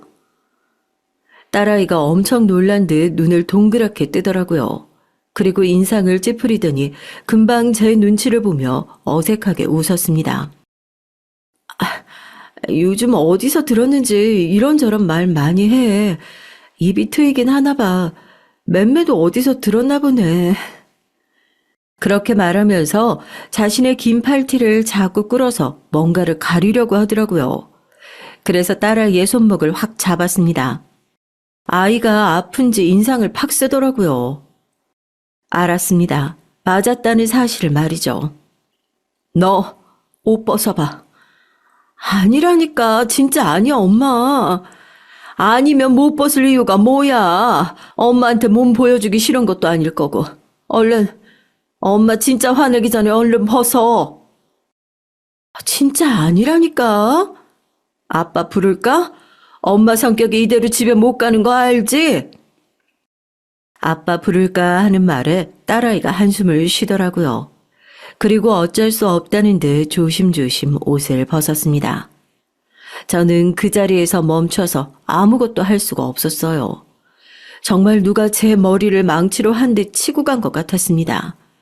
어떤 말도 어떤 생각도 할 겨를이 없이 그 처참한 광경을 보고만 서 있었어요. 이내 손이 덜덜 떨려오고 눈물이 고였습니다. 딸아이의 몸은 성한 곳이 단 한 곳도 없었어요. 온 몸에 피멍 같은 멍이 들어있었어요. 그리고 색이 다 달랐습니다. 오래되어 보이는 멍도 있었고요. 정말 눈물이 후두둑 떨어졌습니다. 이게 무슨... 이 서방이 한 짓이니 정말? 제 그 물음에 딸아이가 고개를 숙이며 울기 시작하더라고요. 벌벌 떨려오는 손으로 딸아이 몸 전체를 제대로 만지지도 못하고 쓸었어요. 그리고는 다리에 힘이 풀려 풀썩 주저앉았습니다. 제 그 모습에 딸아이가 울면서 저에게 다가오더군요. 엄마, 너 이럴 때까지 왜 말 안 했어? 어? 아, 왜? 그러면서 버릇처럼 들었던 팔을 아이의 멍이 든 가득한 팔을 보고 내려놨습니다. 그리고 엉엉 울었어요. 얼마나 울었을까 정신을 차리고 물었습니다. 분노를 억지로 정말 억지로 가라앉혔어요. 당장이라도 그 새끼 죽이러 가고 싶었지만 말입니다. 거짓말하면 엄마 진짜 화낼 거니까 사실대로 말해. 언제부터야?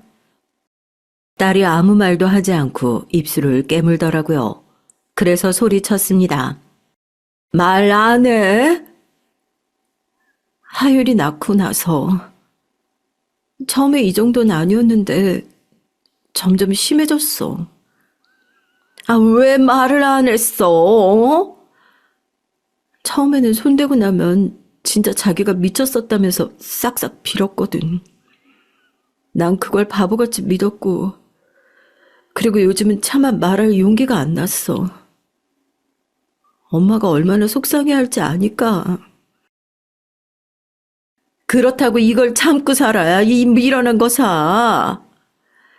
하면서 오열했습니다. 4년을 이렇게 지옥 같은 곳에서 악마 같은 새끼랑 살았다고 생각하니 온몸이 고통으로 찢어지는 것 같았어요. 그러다 번뜩 정신이 들었습니다. 나라도 정신 똑바로 붙잡고 있어야 한다고 말이죠. 가방 제일 큰 거에 네 짐 다 넣어. 엄마는 하율이 챙길 테니까. 일단 아이를 저희 집으로 데려가야 했어요. 그래서 아이에게 짐을 챙기게 한 뒤 하율이 짐은 제가 챙겼습니다. 인형을 들고 꾸벅꾸벅 졸고 있는 아이를 안아들고 저희 집으로 향했어요. 아침에 하율이가 지 아빠를 본체 맞은 채 했던 것도 이해가 갔습니다. 근데 하율이가 어떻게 알았지? 잘 때만 그랬는데. 큰딸이 그렇게 말하면서 울더라고요. 정말이지 가슴이 찢어지는 경험이었습니다. 그렇게 집으로 가는 길에 동네 작은 병원에 가서 진찰을 받고 진단서를 끊었어요.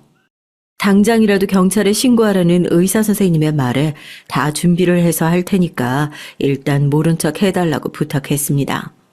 선생님은 최대한 상세하게 진단서를 써주셨어요. 사진도 엄청 찍었고요.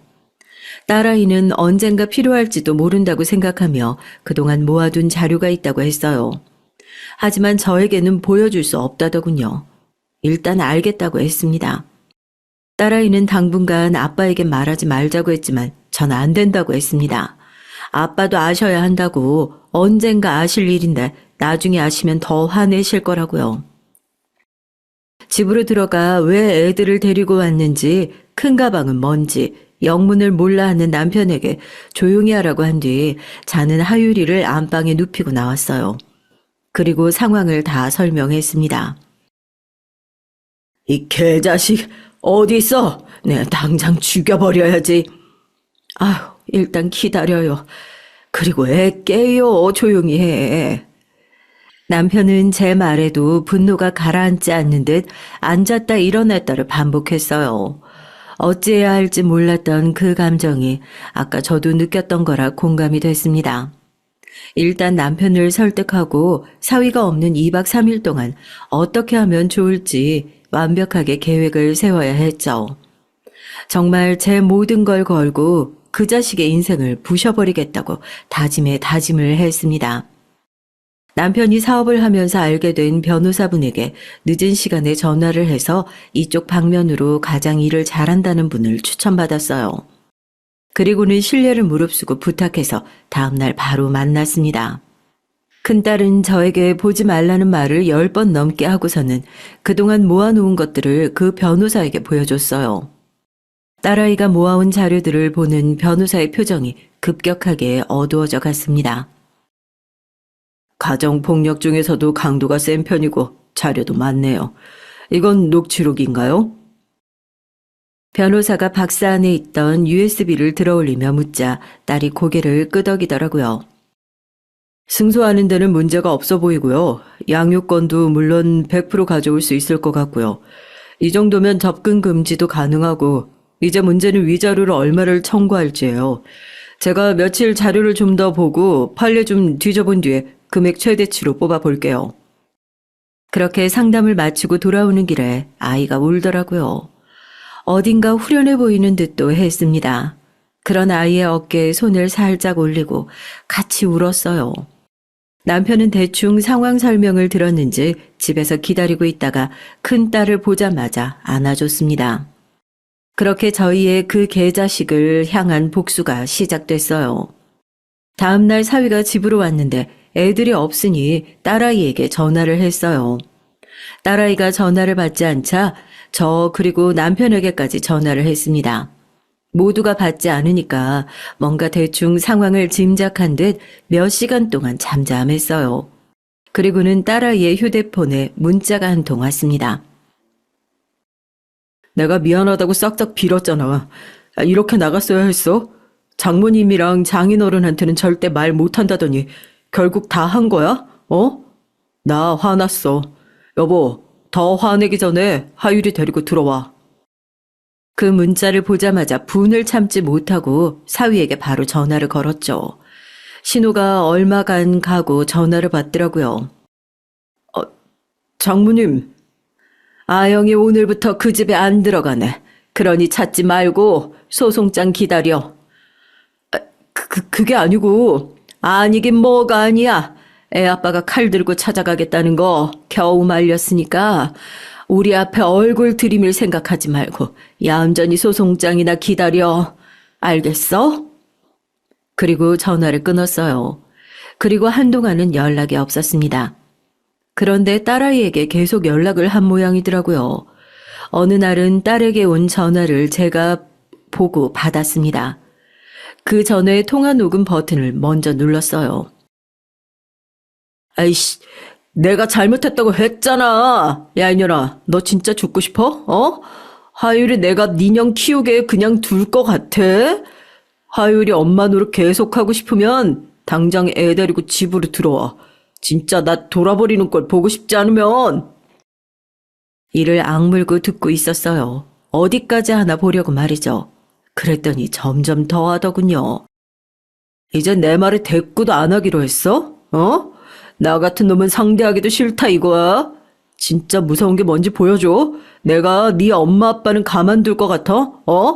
가족들 인생까지 종치게 만들고 싶지 않으면 당장 들어와서 죄송하다고 무릎 꿇고 싹싹 빌어. 너 하나만 입 다물고 있으면 모두가 행복한데 왜 이 사단을 만들어, 이 멍청한 년아. 원래는 어디까지 하나 끝까지 들을 생각이었지만 정말 도저히 들어줄 수가 없어서 입을 열었습니다. 날쌔.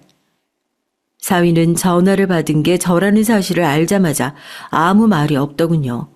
잠시 정적이 흘렀습니다. 아영이는요? 이제 변명도 안 할 모양이더라고요. 하긴 그런 말을 한 걸 제가 다 들었다고 생각하면 뭐 변명할 게 있겠어요. 이제 아영이는 자네 연락 아예 안 받을 거야. 아영이 바꿔주세요. 왜 방금 했던 말 그대로 아영이한테 하게? 그 말에 또 입을 다물더군요. 방금 자네가 한 말은 그대로 녹음됐으니까 앞으로는 말 가려서 해. 씨발. 녹음을 했다는 말에 나지막에 욕을 내뱉고는 바로 끊더군요. 아무래도 무섭긴 했나 보죠. 그렇게 며칠이 또 지나고 소송이 시작됐습니다. 집으로 서류가 날아간 것 같더라고요. 사위가 집 앞에 무릎을 꿇고 있었습니다. 다시는 이런 일 없도록 하겠습니다. 정말 죄송해요. 이미 몇 번이고 무릎 꿇고 그런 말 했었다고 들었네. 소용없으니까 가봐. 내가 내 딸이 몇 년간 맞아온 걸 알았는데 그 지옥 같은 집에 다시 보낼 거라고 생각하나? 죽어도 그런 일 일어나지 않으니까 진짜 죄송한 마음이 하나라도 있거든. 순순히 다 인정하고 처벌받을 건 받아. 남편은 정말 사위를 보면 죽여버리고 싶은 것 같다고 집안에서 나오지 않았어요. 사실 딸이 무슨 일이 일어날지 모른다며 지 아빠를 붙잡고 있었던 것도 있고요. 제가 그렇게 말하니까 사위가 벌떡 일어나더군요. 그리고 표정이 험악해졌습니다. 진짜 이러실 거예요? 에? 자네 아직도 상황 파악이 안 되나? 아영이랑 하율이는 절대 그 집으로 다시 돌아가지 않아. 그리고 자네가 이럴수록 자네한테 불리한 건 알지? 씨발 진짜 딸 이혼녀 만들면 퍽이나 좋으시겠어요, 어? 그 말을 듣고 기가 차더군요. 요즘 같은 시대에 그게 무슨 흉이라고 그딴 걸로 협박을 할 수 있는지 말이에요. 제가 기가 막히다는 듯 헛웃음을 지으며 대답했습니다. 요즘 세상에 그게 흠도 아니지만 설사 그렇다 하더라도 맞고 사는 것보단 1000배 나으니까 돌아가. 그런 거 안 통해. 자네 안 가면 경찰 부르겠네. 경찰? 불러. 집안 싸움이라고 하면 돼. 그러면 돌아가는 거 몰라? 왜? 그전에는 그랬나 보지? 그럼 자네 아버지한테 연락하는 건 어떻나? 그 말에 사위가 눈에 띄게 움찔하더군요. 사돈댁 어르신을 사위가 굉장히 무서워한다고 딸에게 전해 들었던 적이 있어요. 워낙 엄하고 무서우신 분이라는 얘기를 많이 들어서 인사 갈 때 무서워했는데 자기한테는 다정하시다고요. 아마 추측컨대 자기 아들의 성향을 알아서 그렇게 무섭게 군 걸 수도 있겠더군요. 당장 전화해서 다 알려드려. 당신 아들이 4년 동안 우리 딸을 이렇게 때렸다고. 가만두지 않겠다고. 제 그 말에 사위가 짜증을 내며 돌아서더군요. 그날 밤 생각했습니다. 이대로 소송만 끝내기엔 너무 분하다고 말이죠. 아직도 선명한 딸의 온 몸에 있는 멍자국과 누가 옆에서 손만 들어도 움찔거리는 모습을 볼 때마다 눈물이 날 것 같았어요. 하지만 벽보를 붙인다든지 시위를 하는 건 나중에 있을 재판에서 저희가 불리할 수도 있다는 얘기를 들었어요. 그래서 남편에게 부탁을 해서 사위에 회사 사람 하나를 소개받았습니다. 남편은 사업을 오래 해서 발이 넓은 편이었거든요. 나온 사람은 딸 또래의 여자 직원이었습니다. 아빠 친구분 따님이 이 팀장님 아내분 되시는 거 이번에 저도 처음 알았어요. 이렇게 나와줘서 고마워요. 아빠가 나가서 얘기를 좀 들어보라고 하시긴 했는데 제가 진짜 무슨 영문인지 하나도 모르고 나와서요. 남편 친구의 딸이 그 회사를 다니더라고요.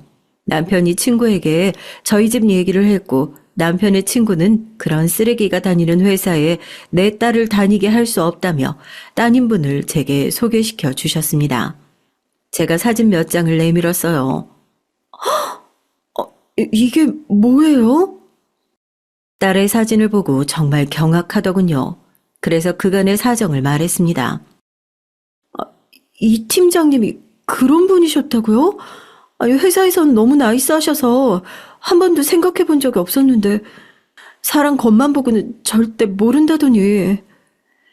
제가 보여주는 것들을 보면 볼수록 분노하는 게 느껴졌어요. 그리고는 뭘 도와주면 되냐고 뭐든 돕겠다고 하더라고요. 그냥 이 팀장이 부인을 때려서 전치 5주가 나왔더라. 그래서 지금 이혼 소송 중이라던데 라는 소문만 좀 퍼뜨려줘요. 아빠한테 들었다면서. 그거야 너무 쉬운 일이긴 한데 그 정도로 괜찮으시겠어요? 원래 이런 소문은 금방 퍼지잖아요. 회사 전체가 자기한테 손가락질 하는 걸 한번 겪어봐야 돼요. 그 자식은. 그래서 자기가 얼마나 손가락질 받을 일을 한 건지 아주 확실하게 깨닫게 해줄 거예요. 남편, 친구, 딸은 고개를 끄덕이며 공감해줬습니다. 그리고 바로 다음 날부터 회사에서 동료들에게 이야기를 하고 다닌 모양이더라고요. 회사 전체에 정말 하루 이틀 만에 소문이 다 퍼졌다고 남편을 통해 전해 들었습니다. 평소에 그런 이미지가 아닌 사람이라 그런지 회사 내에서도 다들 엄청 충격받아 한다고들 하더라고요. 그리고 얼마 뒤에 회사 내부에서 그 사실이 진짜인지 아닌지 남편을 불러다가 물어본 모양이더라고요. 아마 진짜라고 했겠죠. 거짓말을 했다가 나중에 진짜임이 밝혀지면 더 큰일이 나니까요. 사위는 휴직계를 내고 회사를 쉬게 됐다는 얘기를 들었습니다. 아마 말이 휴직계고 이렇게 자연스럽게 정리해고 되는 걸 거란 얘기를 남편의 친구에게 전해 들었어요. 제가 소문을 낸 거라는 사실은 모르는 것 같더라고요. 내내 그 일에 관해서는 조용했던 걸 보면 말이죠. 하지만 저는 여기서 끝낼 생각이 없었습니다. 때마다 보내주시는 사돈네의 농작물을 받고 사돈네에게 전화를 했습니다. 이제 그만 보내주셔도 된다고 말이죠. 그랬더니 사돈이 왜 그러냐 물어서 애들이 이혼 진행 중인 거 모르셨냐라고 대답했죠. 아직 말하지 않은 것 같더라고요. 사위가 바로 득달같이 저를 찾아왔습니다. 아버지께 말하셨어요? 늘 보내시는 채소들을 올해도 보내셨길래 이제 안 보내주셔도 된다고 했더니 왜 그러시냐고 물어서 애들 이혼 절차 진행 중인 거 모르셨냐라고 말한 게 다네. 왜? 내가 구체적으로 말해드릴 걸 그랬나? 그냥 연락하시지 마시지. 왜 연락을 하셨어요? 어차피 알게 될 일 아닌가. 그리고 나는 자네 집에서 보낸 그 무엇도 이제 받고 싶지 않네. 자꾸 이런 일로 찾아오지 말게. 자네 얼굴 보는 것도 역겨우니까. 그러고는 자리를 일어섰습니다. 사위가 뒤에서 욕을 하는 게 들리더라고요.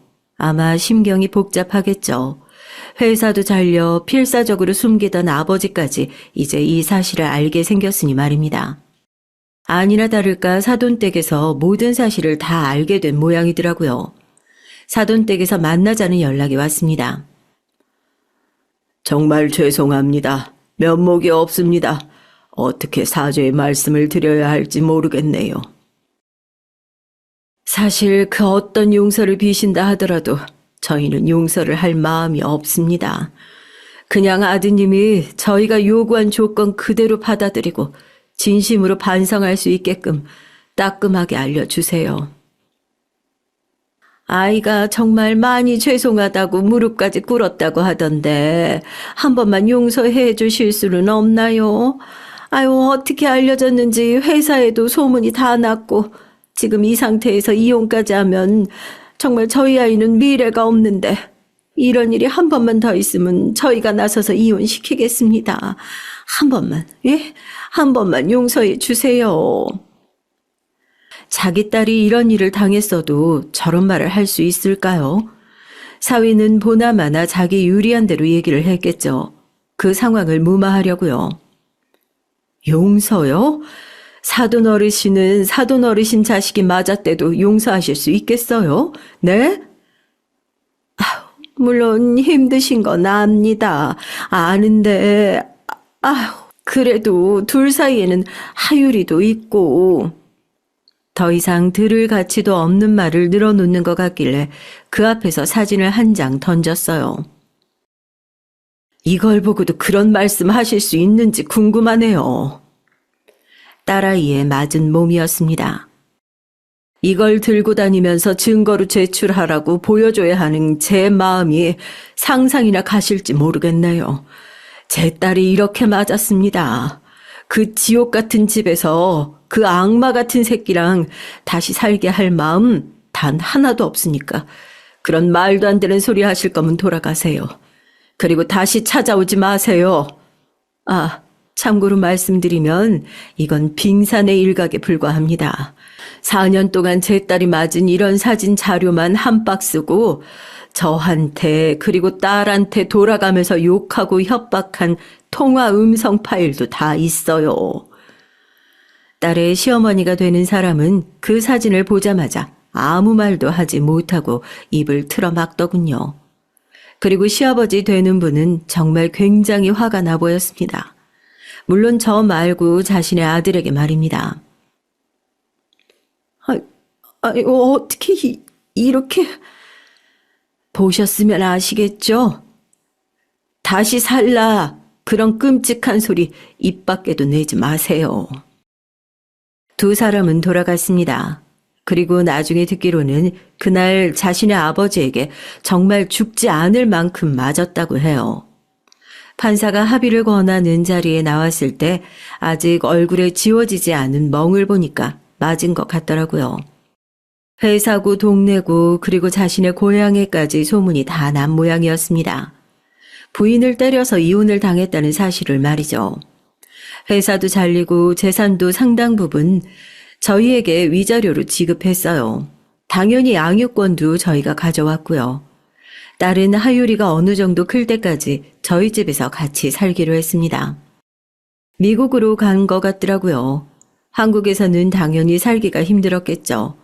그래서 둘째에게 연락을 했습니다. 저는 그 자식이 편안하게 사는 꼴을 절대 그냥 두고 볼 생각이 없었거든요. 뭐? 그 개자식이 미국에 왔다고? 지 언니가 그런 일을 당할 때 옆에 있어주지 못해서 미안하다고 전화해서 밤새 울던 둘째였어요. 지 언니가 누군가에 맞으면 어느 동네라도 찾아가서 몇 배고 때리고 오곤 했던 아이라 가만히 있지 않을 거라고 생각했죠. 아니나 다를까 교포사회에서도 금방 소문이 다 난 것 같더라고요. 멍청하게 가도 지 처제가 몇 년째 살고 있는 미국, 그것도 LA에 갈 게 뭐랍니까? 진짜 언제까지 괴롭히실 거예요? 그래서 제가 대답했습니다. 내 분이 다 풀릴 때까지. 원하는 대로 다 들어드렸잖아요. 제발 그만하세요. 곧 미국에서도 들어왔다는 소식이 들렸어요. 한국 교민사회가 상당히 보수적인 집단이라 그런 소문이 한번 나면 되돌릴 수 없다고 둘째가 그러더군요.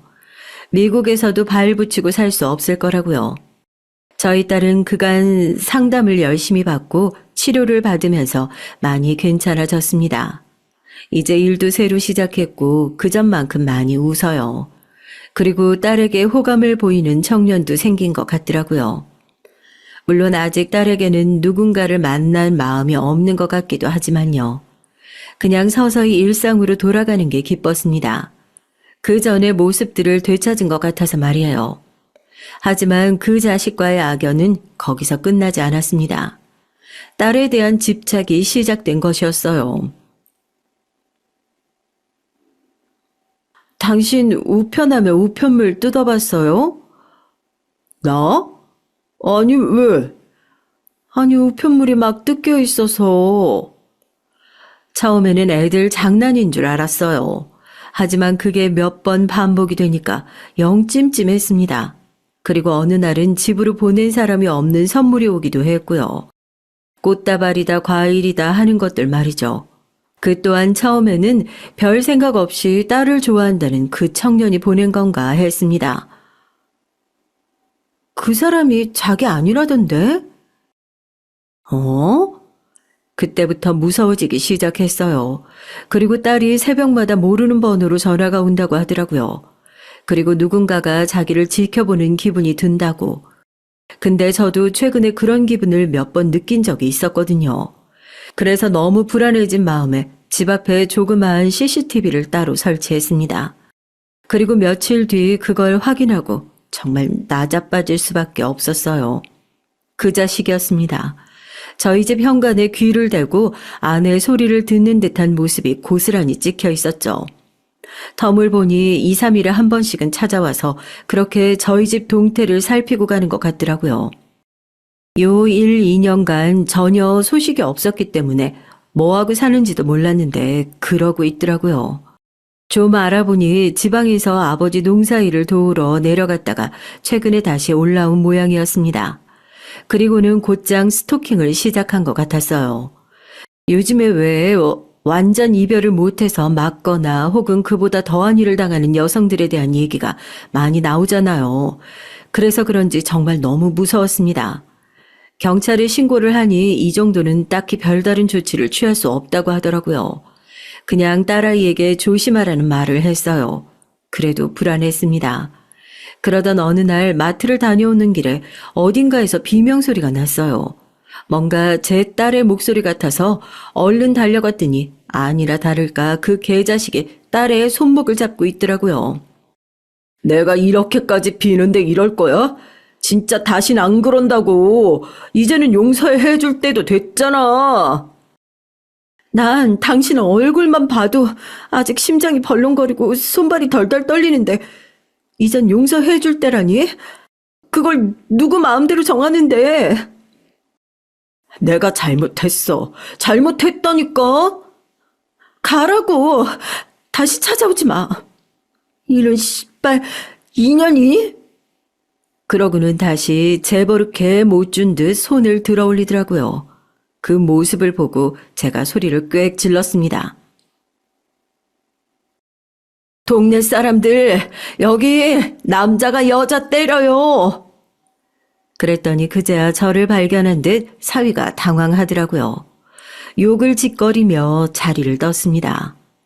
괜찮어? 바로 딸에게 가서 안아줬어요. 몸을 덜덜 떨고 있더라고요. 많이 괜찮아졌다고 생각했는데 한 번 있었던 일에 대한 트라우마는 어쩔 수 없나 보더라고요. 눈물이 나왔습니다. 그렇게 딸아이를 안고 있는데 아영씨, 괜찮아요? 어떤 남자의 목소리가 들려왔어요. 고개를 들어보니 전에 언뜻 본 적 있는 청년이었습니다. 아영이를 좋아한다는 그 청년 말이죠. 괜찮다고 말해주고 둘이서 어디론가 가서 잠시 얘기를 나누더니 아영이만 돌아오더군요. 얘기를 들어보니 너무 무서워서 급하게 문자를 했답니다. 그래도 저나 남편보다는 해결이 빠를 것 같다고 생각했대요. 경찰이거든, 그 사람. 알고 봤더니 아영이 일을 조사하던 경찰이더라고요. 경찰서에는 몇 번 간 적이 없어서 저는 얼굴을 기억하지 못했었는데 그러고 보니 낯이 좀 익은 것도 같았습니다. 그 후로 그 청년은 아영이 옆을 무슨 기사 마냥 지키기 시작했어요. 경찰이라는 그 직업에 더 든든하다 느꼈던 것도 있었던 것 같습니다. 그렇게 두 사람이 붙어 다니다 보니 아마 사위도 그 모습을 봤던 거겠죠. 그날 이후로 딸의 바뀐 번호를 어떻게 알아냈는지 문자가 자꾸 온다고 했어요. 당신 연애해? 나를 두고 어떻게 그럴 수 있어? 그 새끼 네가 이혼녀의 애엄마인 거 알아? 정말 징글징글했습니다. 동시에 무섭기도 했고요. 어느 날은 저희 집 앞에서 기다리고 있다가 저랑 마주쳤어요. 어머님, 용서해 주세요. 그럼 아영이도 저 용서해 줄 거예요. 애초에 내가 용서해 줄 생각도 없지만 그렇다고 해도 아영이가 자네에게 돌아갈 일 없을 거야. 왜요? 만나는 새끼 있어서요? 그 새끼는 다 안 돼요. 이혼녀의 애엄마인 거 모르죠? 모르니까 만나는 거겠지. 왜 몰라? 자네가 아영이 그렇게 했을 때 사건 조사했던 경찰이었는데. 뭐라고요? 제 말에 적잖이 놀란 것 같더라고요. 왜 아니겠어요. 그건 저희도 놀랐는데요. 거짓말이죠? 내가 그런 거짓말을 왜 하나? 그리고 자네 아버지는 자네 올라와서 또 이러고 다니는 거 아시나? 어? 그 말에 또 인상을 팍 쓰더니 그대로 돌아가더군요. 그리고 한동안은 잠잠한 듯 했습니다. 그러다 사건이 터졌어요.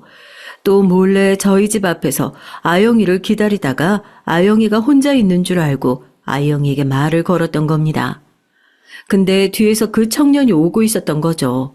시비가 붙었고 사위가 먼저 그 청년을 한 대 때리자 그 청년이 바로 제압을 했다더군요. 덩치도 힘도 딱 봐도 사위보다 더 크고 좋아 보이는 청년이긴 했어요. 사위는 그대로 경찰서로 연행되어 갔습니다. 그리고 현행범으로 체포되었고요. 또다시 시골에서 전 시댁 식구들이 다 올라왔죠. 이 미친 새끼가 다시는 안 그러겠다 그래서 올려보내줬더니 또 쓰레기 같은 짓을 해. 너 진짜 죽고 싶어? 어? 하면서 자신의 아들 뺨을 3개 올려치더군요. 전 사위가 휘청거렸습니다. 죄송합니다. 그 와중에 딸의 전 시어머니는 저희에게 와서 또 용서를 구하기 시작했어요. 정말 면모가 없습니다. 정말 미안하다, 얘야. 아유, 우리가 애를 잘못 키운 죄다. 저는 딱히 할 말도 용서하고 싶은 생각도 없어서 대꾸도 하지 않았어요. 보나마나 이번에도 합의해달라는 말을 할 게 뻔했고요. 아니나 다를까 나중에는 제발 합의를 좀 해달라고 하더군요. 딸의 전 시아버지는 절대 합의해주지 말라고 저희에게 봐주지 말라 신신당부하시는 바람에 그 집 부부도 싸움이 좀 있었어요. 그래도 합의는 해야 할 거 아니에요. 아들 전과자 만들 수는 없잖아요. 갱생이 안 되는 새끼 자꾸 이런 식으로 봐주니까 더 정신 못 차리는 거 아니야. 없는 자식 치면 되지. 정말 난장판이었습니다. 그 와중에 전 사위는 딸이랑 만나는 그 청년을 향해 계속 적대감을 내비추는 바람에 조사도 제대로 진행되지 않았고요. 통상적으로는 그 정도의 일로 유치장에 구금이 되진 않는다고 들었지만 이미 딸애를 폭행해서 그 문제로 처벌을 받은 적이 있는지라 유치장에 구금이 됐어요. 그리고 저희가 합의를 해주든 말든 검찰로 넘겨질 거라고 하더군요. 경찰을 때린 것도 큰 이유인 것 같았습니다. 그렇게 집행유예긴 해도 형을 받았다는 연락을 얼마 뒤에 듣게 됐어요. 그리고 아직까지는 제 딸 앞에 나타나지 않고 있습니다. 아마 그 청년이 무서워서도 이유가 크겠죠. 여태는 자기보다 덩치도 작고 힘도 없는 사람들만 상대하다가 예상 밖의 상대를 만났으니 말입니다. 전 사위는 다시 시골로 잡혀간 것 같더라고요. 뭐 외국에 나갔다는 소문도 들은 적 있는데 그건 아닌 모양이었습니다. 그렇게 무서워하는 자신의 아버지 옆에서 아마 꽤나 견디기 힘든 생활을 하겠죠. 제대로 된 인간이라면 과거를 후회하며 자신이 한 짓을 되돌아보겠지만 그럴 인간은 아니기 때문에 그냥 그렇게 평생 과거에 묻혀서 살길 바랄 뿐입니다. 그러지 않기 위해 노력하는 저희 집 사람들과 다르게 말이죠. 아직은 결혼 생각이 없는 것 같긴 하지만 딸아이는 그 청년과 잘 만나고 있어요. 종종 저희 식구들과 밥도 먹고 그래요. 오랜만에 한국에 잠깐 들린 둘째가 그 청년을 보고 그러더라고요. 사실 그 전 새끼는 좀 쎄한 게 있었거든? 근데 저 사람은 좀 괜찮아 보이는 것 같아. 하율이 보는 눈도 다정하고. 그래도 딸아이는 선뜻 누군가와 다시 가정을 꾸리는 것에 대한 두려움이 있는 것 같더라고요. 충분히 이해했고 그 청년도 그래주는 것 같았습니다. 아, 우리 하율이 얘기를 좀 해야겠네요. 아마 아이가 말이 안 늘던 이유가 그 집에서 그 자식의 행태와도 관련이 있을 수도 있었을 것 같아요. 왜냐하면 그 집을 나오고 자신의 아빠를 안 보기 시작하면서 아이의 말이 굉장히 빨리 늘었거든요. 이제는 어린이집에서 말도 제일 많이 하고 그리고 제일 잘한다고 담당 선생님이 말을 전해줬습니다. 집에서도 입이 쉴 새가 없어요. 그간 못한 말을 다 하기라도 할 기세로 말을 하고 있습니다. 그 조잘거리는 입이 어찌나 귀여운지 하율이 얼굴 본다고 시간 가는 줄 모르는 생활을 하고 있었어요. 나중에 너 다시 재혼하는 날이 와도 하율이는 나 주고 가. 안 돼. 하율이는 내 아들이야. 아유, 너보다 하율이가 더 좋은데 어떡하냐? 그건 좀 서운한데? 저희는 평화롭게 잘 지내고 있습니다. 물론 때때로 그때의 기억이 떠오르는 날이면 힘들어지기도 하지만 많은 시간을 웃으며 지내고 있어요. 어느 날 딸애가 그러더라고요. 나만 참으면 모두가 행복해진다는 그 말에 그냥 참았었다고 말이죠. 혹시나 하율이를 못 보게 될 상황도 무섭고 내가 맞고 산다는 사실을 사람들에게 알리는 것도 부끄럽고 또 무엇보다 저와 남편이 이 사실을 알게 돼서 가슴 아파할 게 너무 걱정됐다고 말이죠. 그리고 처음에는 그 자식이 하는 말을 믿기도 했답니다. 다시는 안 그러겠다는 그 말 말이에요. 그렇게 점점 더 심해진 폭력에 어느 순간 자신도 익숙해져 가는 게 무섭기도 하면서 한편으로는 다행이라 여긴 적도 있다고요. 하지만 이 모든 상황이 지나고 돌이켜보니 결국 내가 있었던 그곳이 지옥이었고 자신은 악마와 살았던 게 맞다고 말했습니다. 그리고 이런 상처는 부끄러워할 것도 아니라는 사실도 말이죠. 사람은 결국은 어떤 상처를 이겨내는 힘을 다들 가지고 있으니까요. 아직은 힘든 날도 종종 있긴 하지만 결국엔 시간이 우리 상처를 더 흐리게 해줄 겁니다. 물론 흉이 남을 지언정 말이에요. 저희는 그날을 위해 오늘도 최선을 다해 행복할 예정이에요. 물론 내일도 말이죠. 이 얘기를 들으시는 분들도 혹시나 남들의 시선과 혹은 누군가가 속상해할 것을 걱정하거나 내가 잘못하지도 않은 일에 부끄러워하신다면 전혀 그럴 필요가 없습니다. 그런 생각이 오히려 가해자가 더 당당해질 수 있게 만들어주는 거니까요.